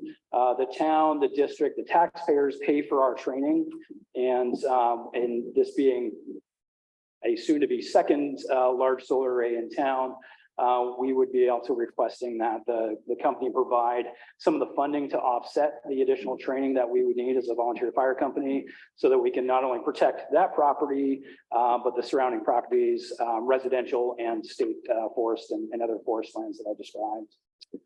Finally, water access is a struggle and a challenge in a rural fire district such as ours. And so we put a few comments in that draft letter to you that address some potential ways to provide us with a water source, while also integrating that into some of the stormwater runoff plans that likely need to be addressed as well. I think that is going to be the end of my brief summary, but you guys have on paper, and I look forward to speaking with the planning board further, as well as the company themselves. And if I have any questions, I'm happy to stay up and answer them. Thank you all very much. And before I go to Zoom land, last chance for anyone in the room. All right. I'll go in the order that I see people. So Carol, is your hand up from earlier or up for this? You can unmute and.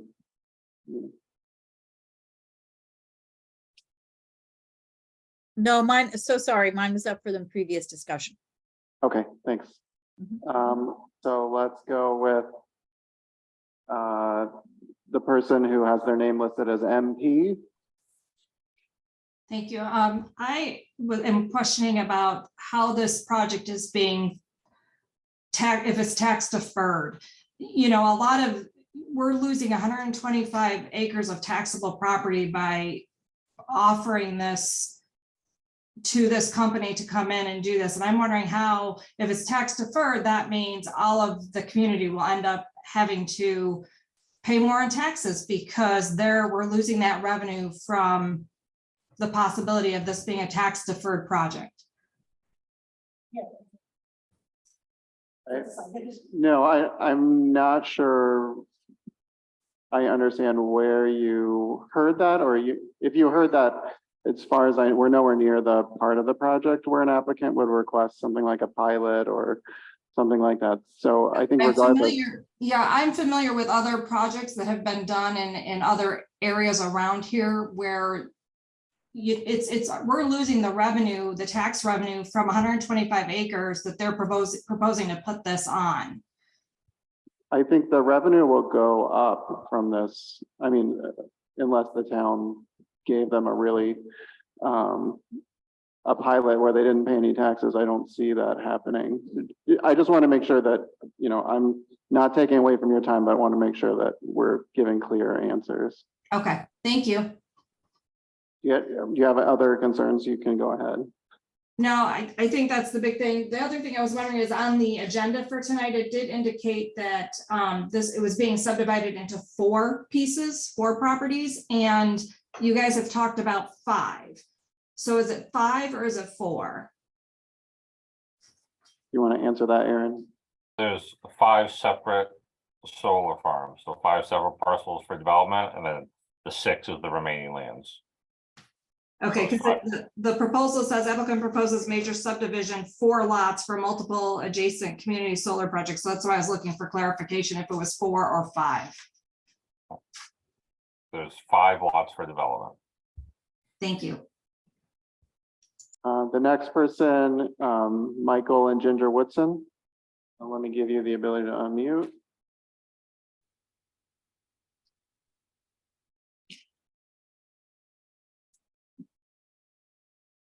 Oh, you remuted yourself. Try again.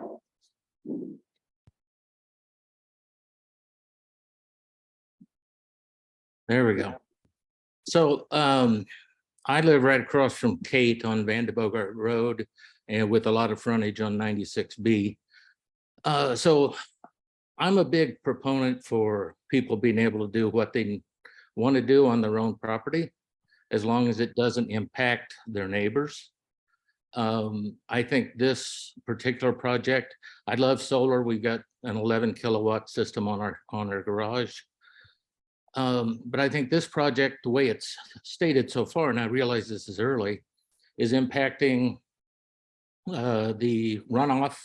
So it'd be the wetlands below, the amount of water in our aquifer. We have a well, we need to be able to get to that water.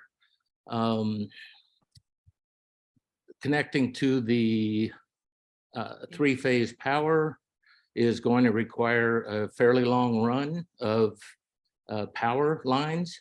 And right now, the power comes up Vandenbogart Road and ends at my place, or over at Les's, I think.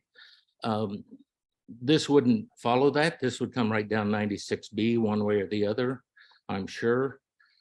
And that would force NYSEG to do eminent domain on homeowners, because I don't know of anybody that wants that kind of power grid running across their property.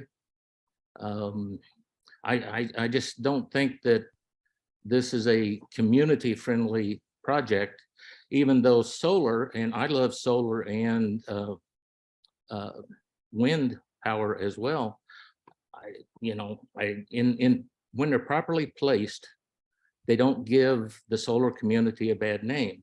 When they're in your face, right on the road, right behind your house, it's going to do nothing but generate bad publicity for this area.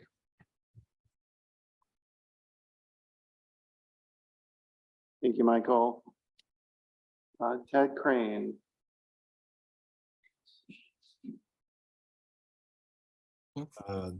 There we go. Thank you.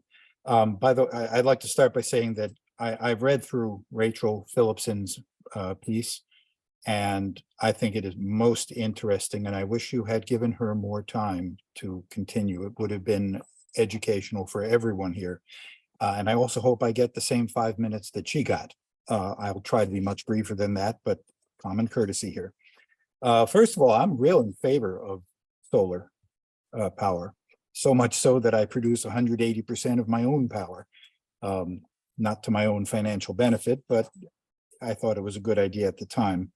I'd also like to say, I like the way that solar farms look. I just love that undulating curve over a hillside. Before you jump on me, there's only one thing, well, there's at least one thing I like more than that, and that's watching the green grass and trees undulating over that same hillside.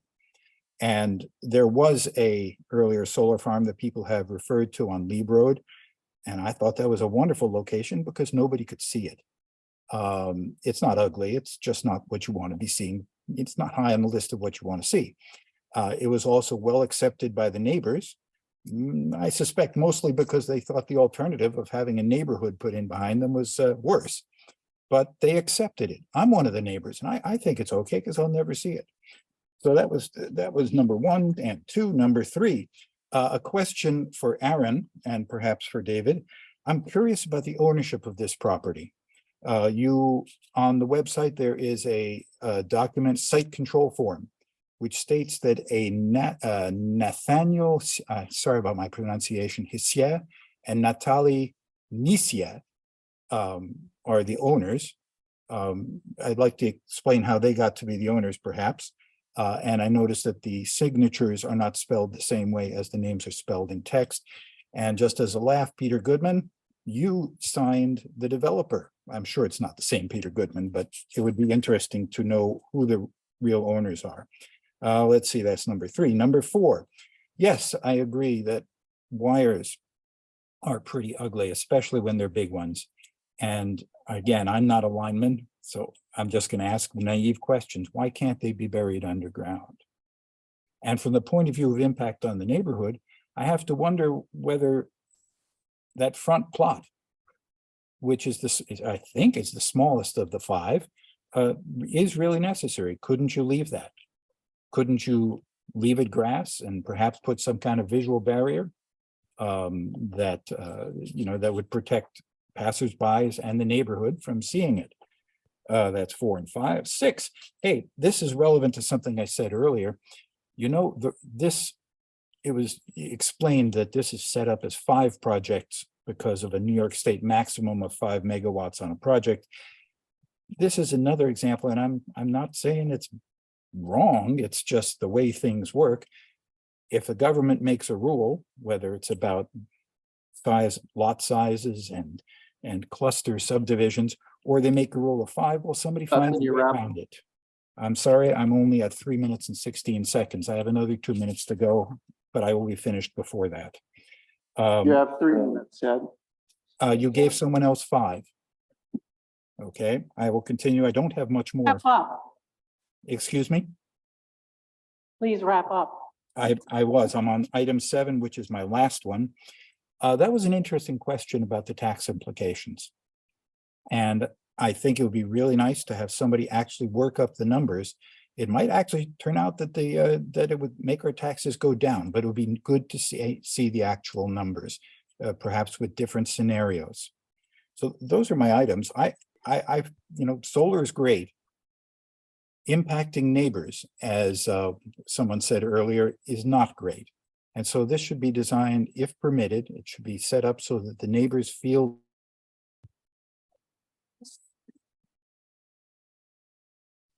So Ted, I've been asked to mute you, so you've been muted.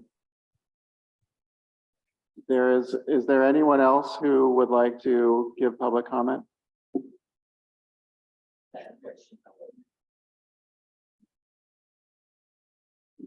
He said he wants to ask a question about what Aaron said earlier. Yep. Said that it was a New York State law that required them to subdivide megawatts. That's not how it came out. So, but please clarify why. Sure. So there was a question from the audience about why subdivide into 5-acre increments, and we can go to Aaron, but I'll just jump in first. New York State gives different treatment to what they call community solar, and community solar is 5 megawatts or less. So the developers get a different rate for the electricity that's produced, and there's a different approval process.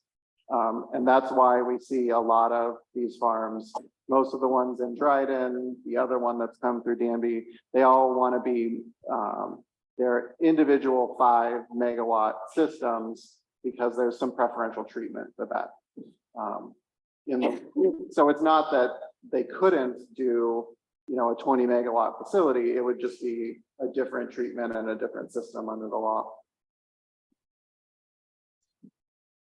I don't know if there's anything else you want to say about that, Aaron, or? No, I mean, that's correct. So it's, in order to be a community solar developer, you have to have no more than 5 megawatts per interconnection point.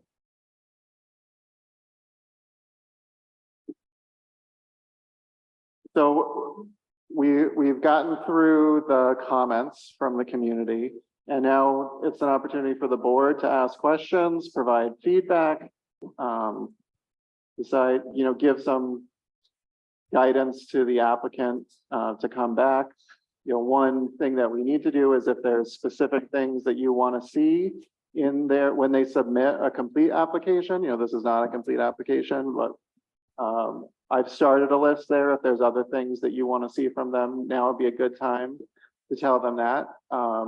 There will be more opportunity for that, you know, once we get the part 1 seeker from them, you know, that may open up additional things that you want to ask for, but right now is a really good time to kind of set the table for what you need to review this project.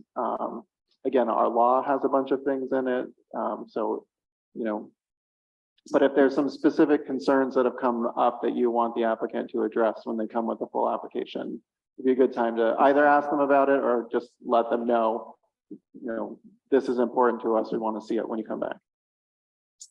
I think just to start with probably an improved map, really showing where it's laid out, where things are going to be.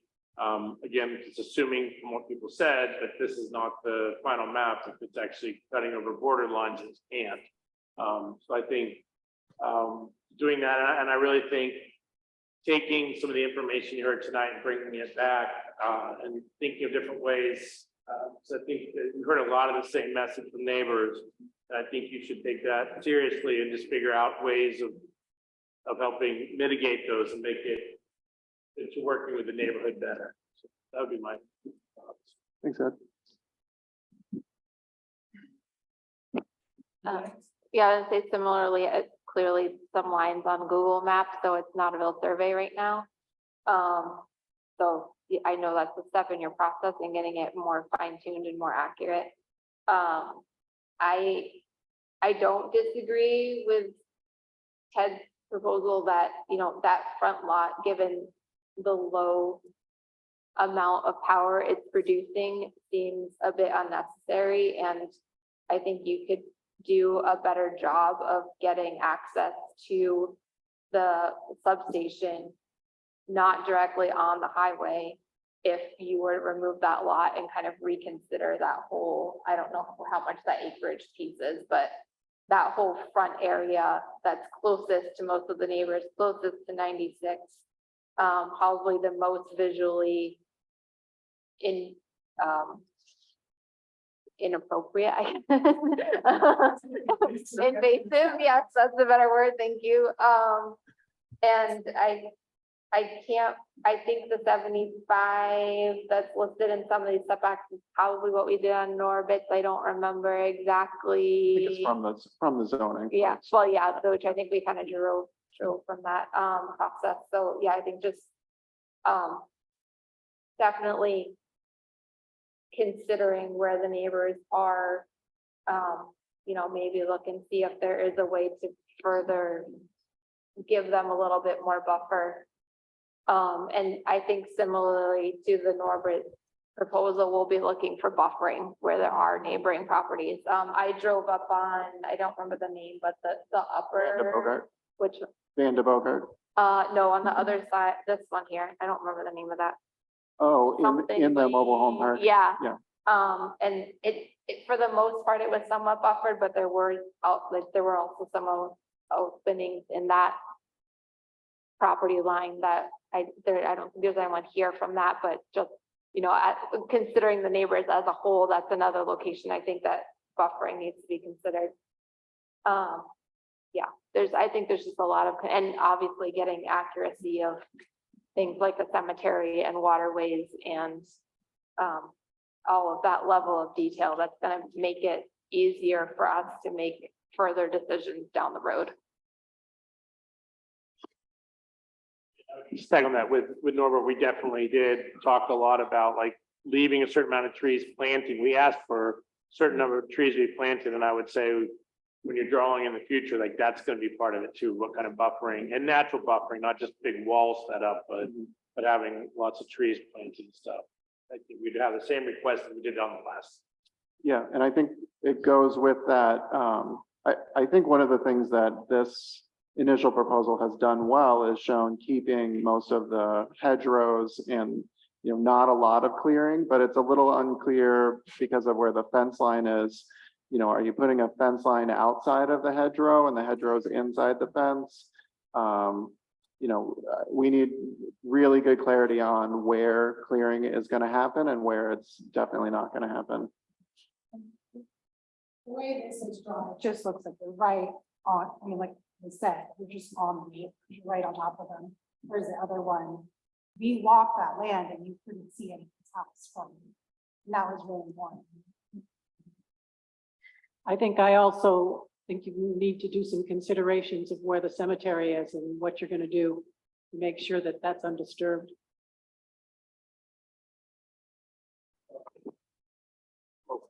In addition to the enhanced and more comprehensive plans for us, this is just me, I'll defer to the plan, but I would like to see a representative from the company here. It's a $24 million project.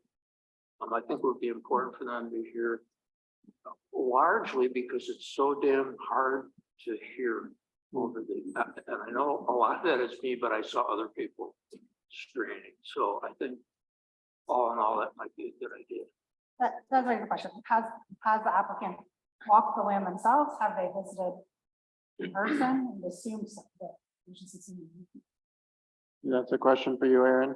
Yeah, I mean, obviously, you know, with tonight it was just a sketch and, you know, preliminary meetings, but obviously as we develop the full plan that address, you know, you know, to set the public a little at ease, you know, I understand your concerns. We would definitely, you know, try to incorporate as much, if not all of those concerns into the project.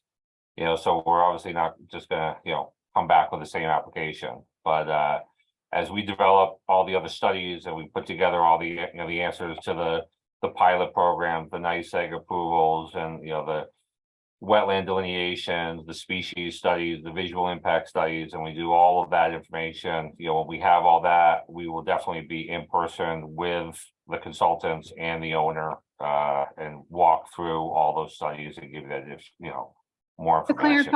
To clarify though, no one from your company has been to Danby to this parcel. No, the owners have visited, and, you know, when they were, you know, going through with the realtor, and we've also driven by the property and done a quick walkthrough. But again, you know, right now, the next step, obviously, you know, so once we do the initial analysis of it, we then, you know, have to then take the next step of a substantial investment into the application fees for NYSEG, the surveys and all the studies. So that's, you know, the next step, so. Has anybody else got comments at this point? Yes.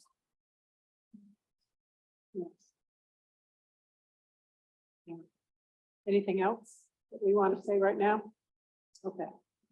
Yeah. Group visit, I'm sorry. Yeah, I would, it's on.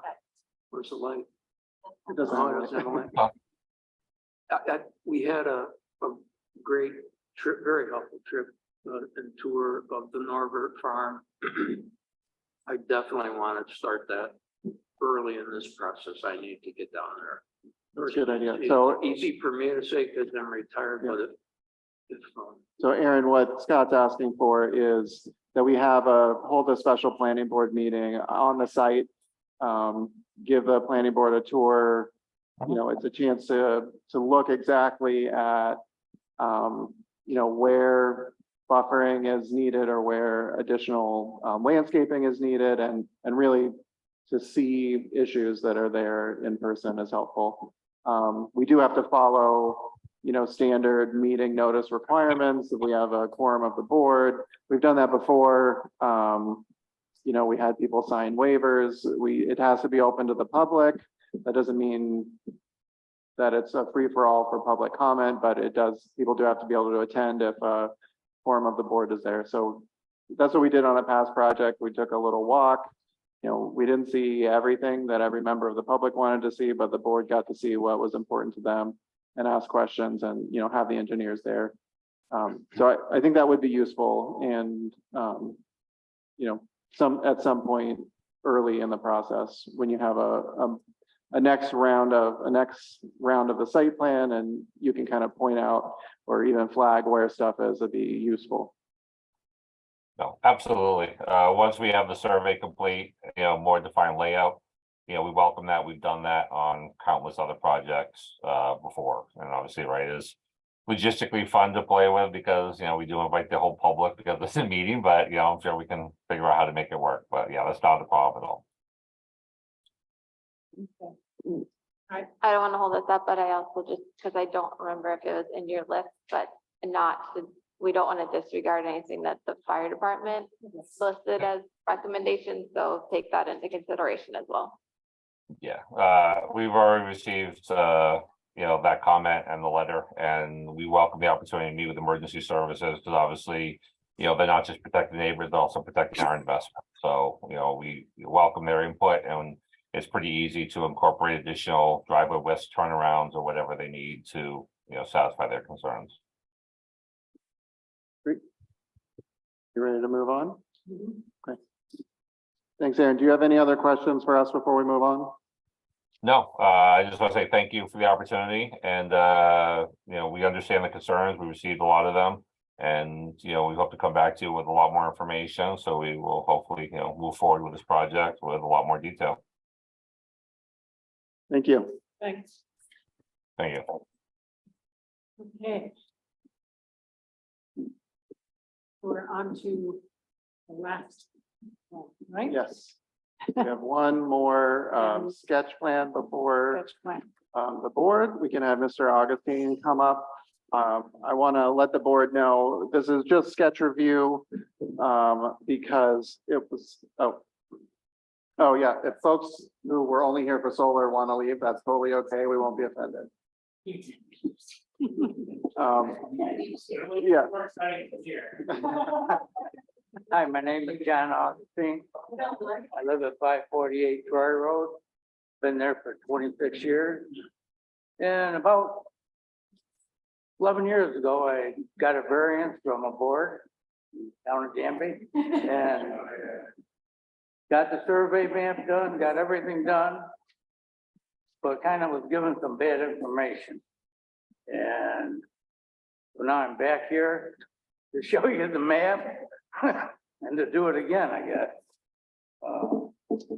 I'm sure you got a copy of that.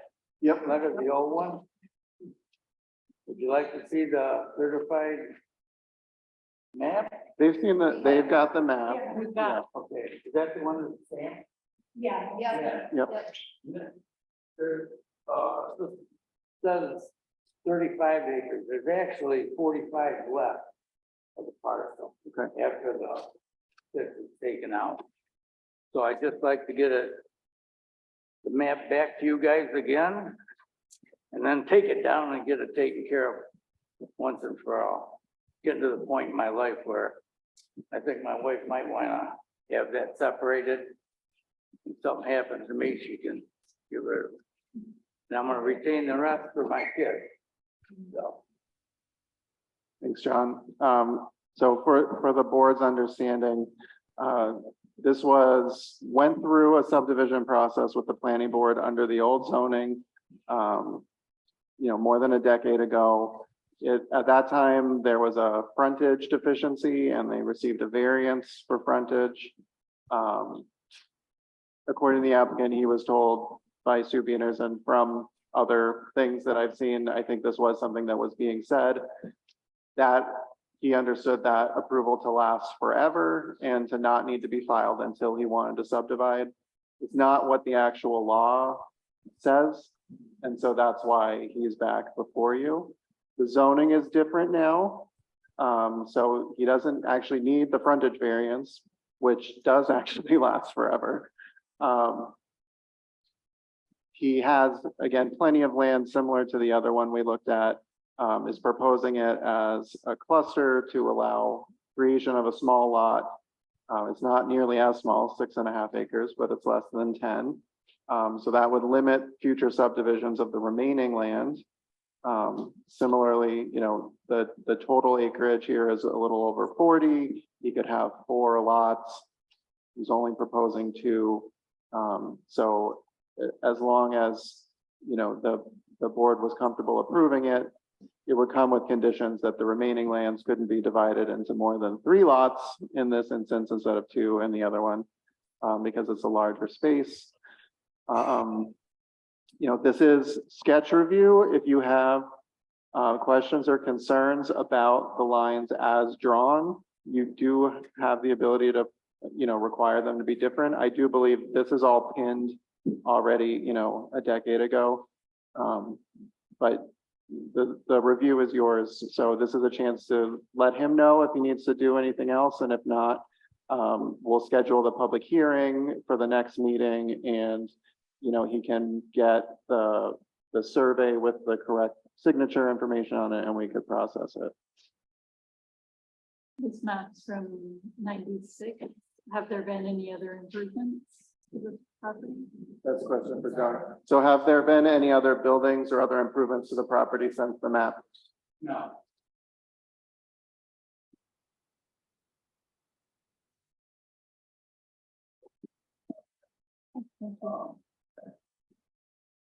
No, not today. So I think what we'll, these are. So we'll have to add language on there to be signed, but you'll bring it next month when we have to notify your neighbors and have the public hearing. Yeah. We can put it earlier on the agenda. We'll put you at the top of the agenda next time. The only reason is because when we decided to put you on the agenda, there wasn't the time for the required notifications. Because it takes time to get it in the newspaper and things like that.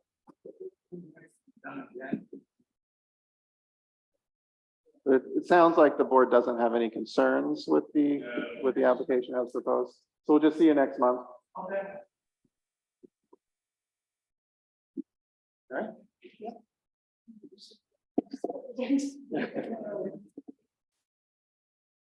Okay, are we done? Oh, I do have yeah. Yeah.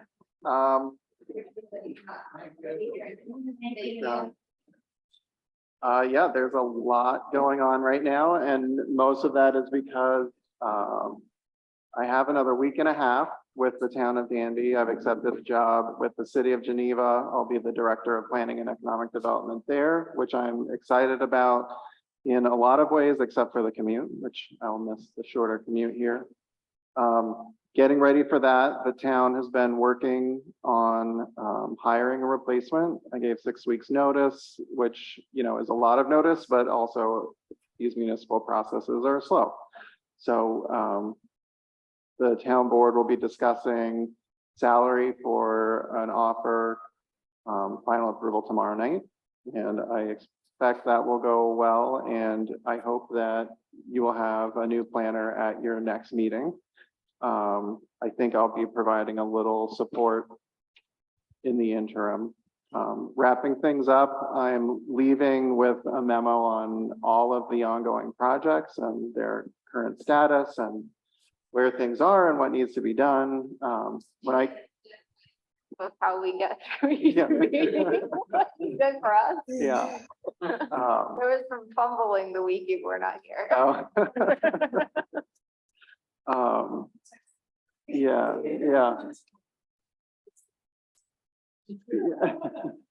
I think that will be the case. From what I've seen, we have a very qualified applicant who would be, I think, a good addition. I think you'll like them. So, yeah. You know, I walked into this job in the middle of COVID lockdown with keys and a list of passwords. and that was about the training. So I'm gonna leave a better process for that person and, you know, help bridge the gap. But officially, you know, my last full-time day is the 28th of this month. And my first day in Geneva is the following Monday. So jumping right in, feet first. Things that are ongoing that the planning board, I think, would be interested in. We are near the end of the septic study for the hamlets. We've had a little delay wrapping that up with the consultants, but they should have a draft plan that can be made public very soon with several sets of ideas about how we can enable the scale of development that we've kind of talked about in the comprehensive plan and in the rezoning process to have more amenities in the center, particularly of the hamlets. And we looked at options that only serve a small portion of the real middle, options that serve the whole hamlet, or options that could serve really small clusters of, you know, a couple parcels that could do more creative wastewater infrastructure than a typical septic field. Our consultants have been corresponding with other places that I happen to know about that have done some really innovative wastewater treatment and, you know, getting the backstory of are those things actually working? Because I've seen, you know, the nice articles about how cool they are, but they're talking with staff on Long Island, counties that have done some kind of pre-approved, off-the-shelf, more advanced systems that can treat stormwater on a lot by lot, not stormwater, wastewater on a lot by lot basis, smaller than conventional septic. And apparently some of them have worked okay and some of them have not. So it's good to have and will help inform our health department. In New York State, the way those approvals work is every single health department has a lot of leeway in what they approve. It's not statewide. So there's things that are approved in some counties that aren't approved in our county.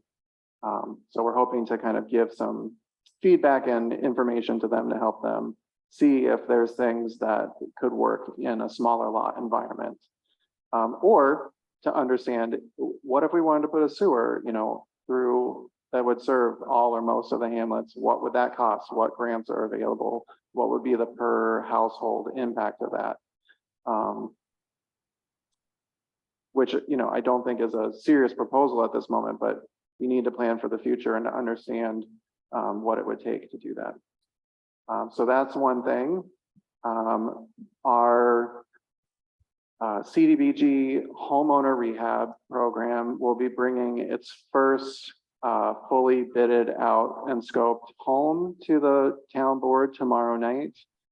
Leslie, I will be adding it to the agenda after this meeting. There was supposed to be two, but we ended up with just one at this point because the other one's still waiting on more bids. It's really hard to get timely bids right now. That's slowed that down a little bit, but we do have that program more than fully subscribed. We have 11 to 13, maybe 15 slots, depending on how expensive each house is, and we have 19 applications right now. We do want to keep getting applications because in order to apply for more money, and this money is available every year, the program's 2 years, but you can go after it every year.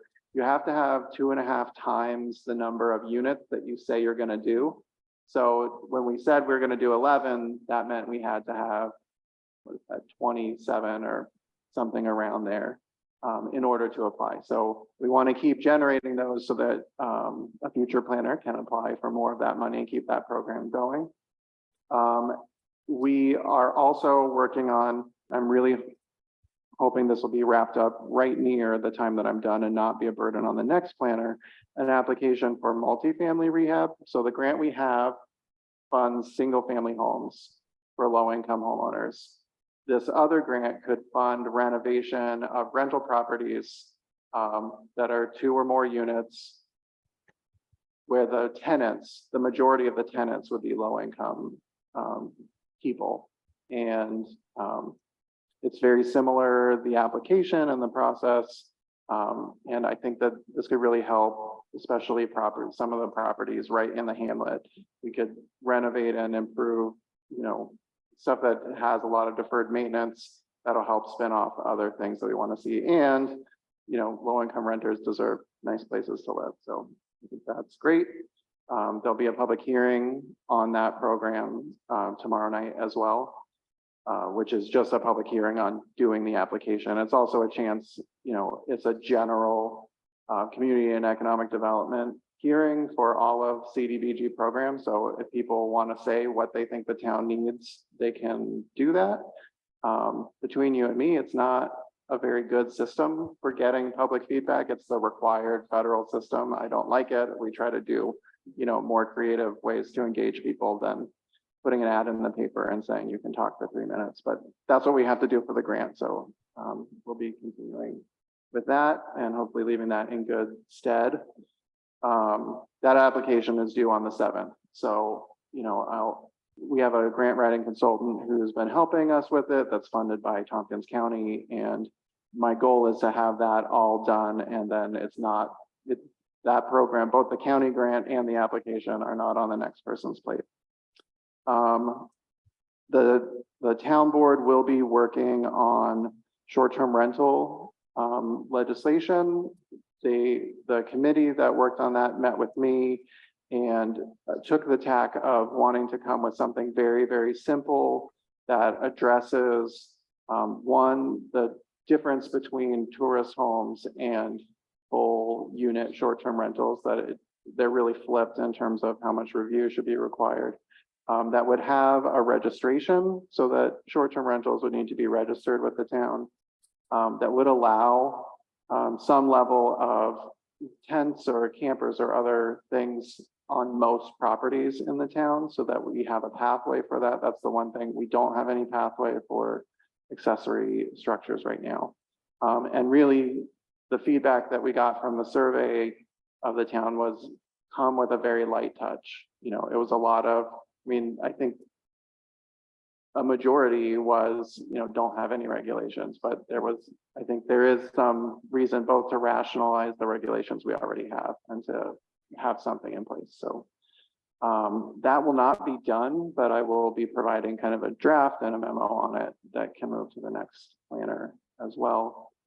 And I've also promised, you may have seen in the last newsletter, to have some recommendations about removing some of the form requirements for the hamlets that have been problematic for first projects. Some of that came out of the West Danby Hamlet meeting, where the feedback in short was forcing people to put their houses on 3496 is basically, someone said it was the dumbest thing they'd ever heard, and everyone basically agreed. The reason that we put that into the code is because we do want to change the context of that road to be more village-like, and that does require having more focus around the street, but it really is hard to get there with the first projects. Nobody wants to be first. So I think the town board should consider maybe that's a requirement only for larger projects. If you got a 5-unit development or something larger that would have some gravity of its own, you could start requiring that, or you could move to kind of a design guidelines approach. We have commercial design guidelines. We don't have any residential design guidelines, but kind of making it clear where we're going, but having some flexibility for initial projects like the one, got to come up with a new name for it, but the site that was proposed for Dollar General past Michigan Hollow, that was the first proposed new house in central Danby Hamlet. And in that case, it didn't make sense to put the house on the road. And I think in the next thing that you get, it will probably not necessarily make sense to put the house right on the road. So even though there's good reasons behind it, I'm going to suggest that they roll some of those back and have a process for making it a little bit more flexible for that incremental change that we're getting. Hopefully you all saw the article in the paper about the 3 businesses that are looking to locate in the hamlet. I'm super excited to see that, and made me sad to be leaving because those are really exciting. It's good to see some motion forward, and I hope that you all work together and keep that going. yeah, I think we don't have a BZA meeting this month, so I won't have a last BZA meeting. Do you guys have any questions about other stuff that I might have missed that's ongoing? This is about the job at Burns. Every time we get. Oh, that's great. This is working out great. Yeah. Yeah, sure. I mean, so I'll just say, you know, why would I consider leaving? I wasn't at all unhappy in this position. I was proud of the work that we're doing together, happy to be doing it. You know, I didn't really spend $200,000 at Cornell to like work at a really, really small town for my entire career. And I'm excited to do more of the, you know, walkability, bike lanes, the downtown stuff that will come with, yeah. Sure. Yeah. This is the kind of stepping stone. Yeah, I'll also say, you know, some of the things I'm excited about in Geneva, they have a revolving loan fund that they have invested their tax dollars in to help start small businesses. They also have a local development corporation that helps those things get off the ground, and they own 45 vacant lots in the city that they're trying to get stuff built on. So they have a lot of tools, and I'm excited to get in there. And yeah, there are 13,000-ish people, so you know, little less than half the size of Ithaca, but no, 3 or 4 times the size of all of Danby in a much smaller area. They also have a sailboat for their logo, which, you know, was thank you. I've really enjoyed working with all of you. I think the board is really strong. You guys are doing good work. And yeah, I think we've gotten in a good groove here. I hope you guys keep it up. Yeah.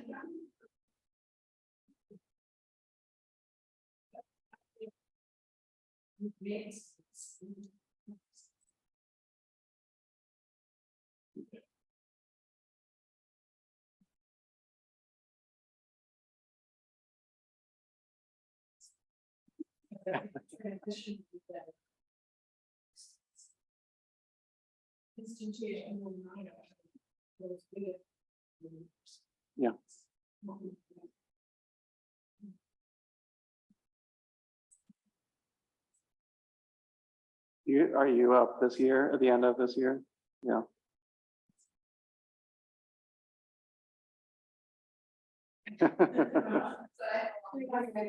Yeah. Yeah, but people before, Yeah.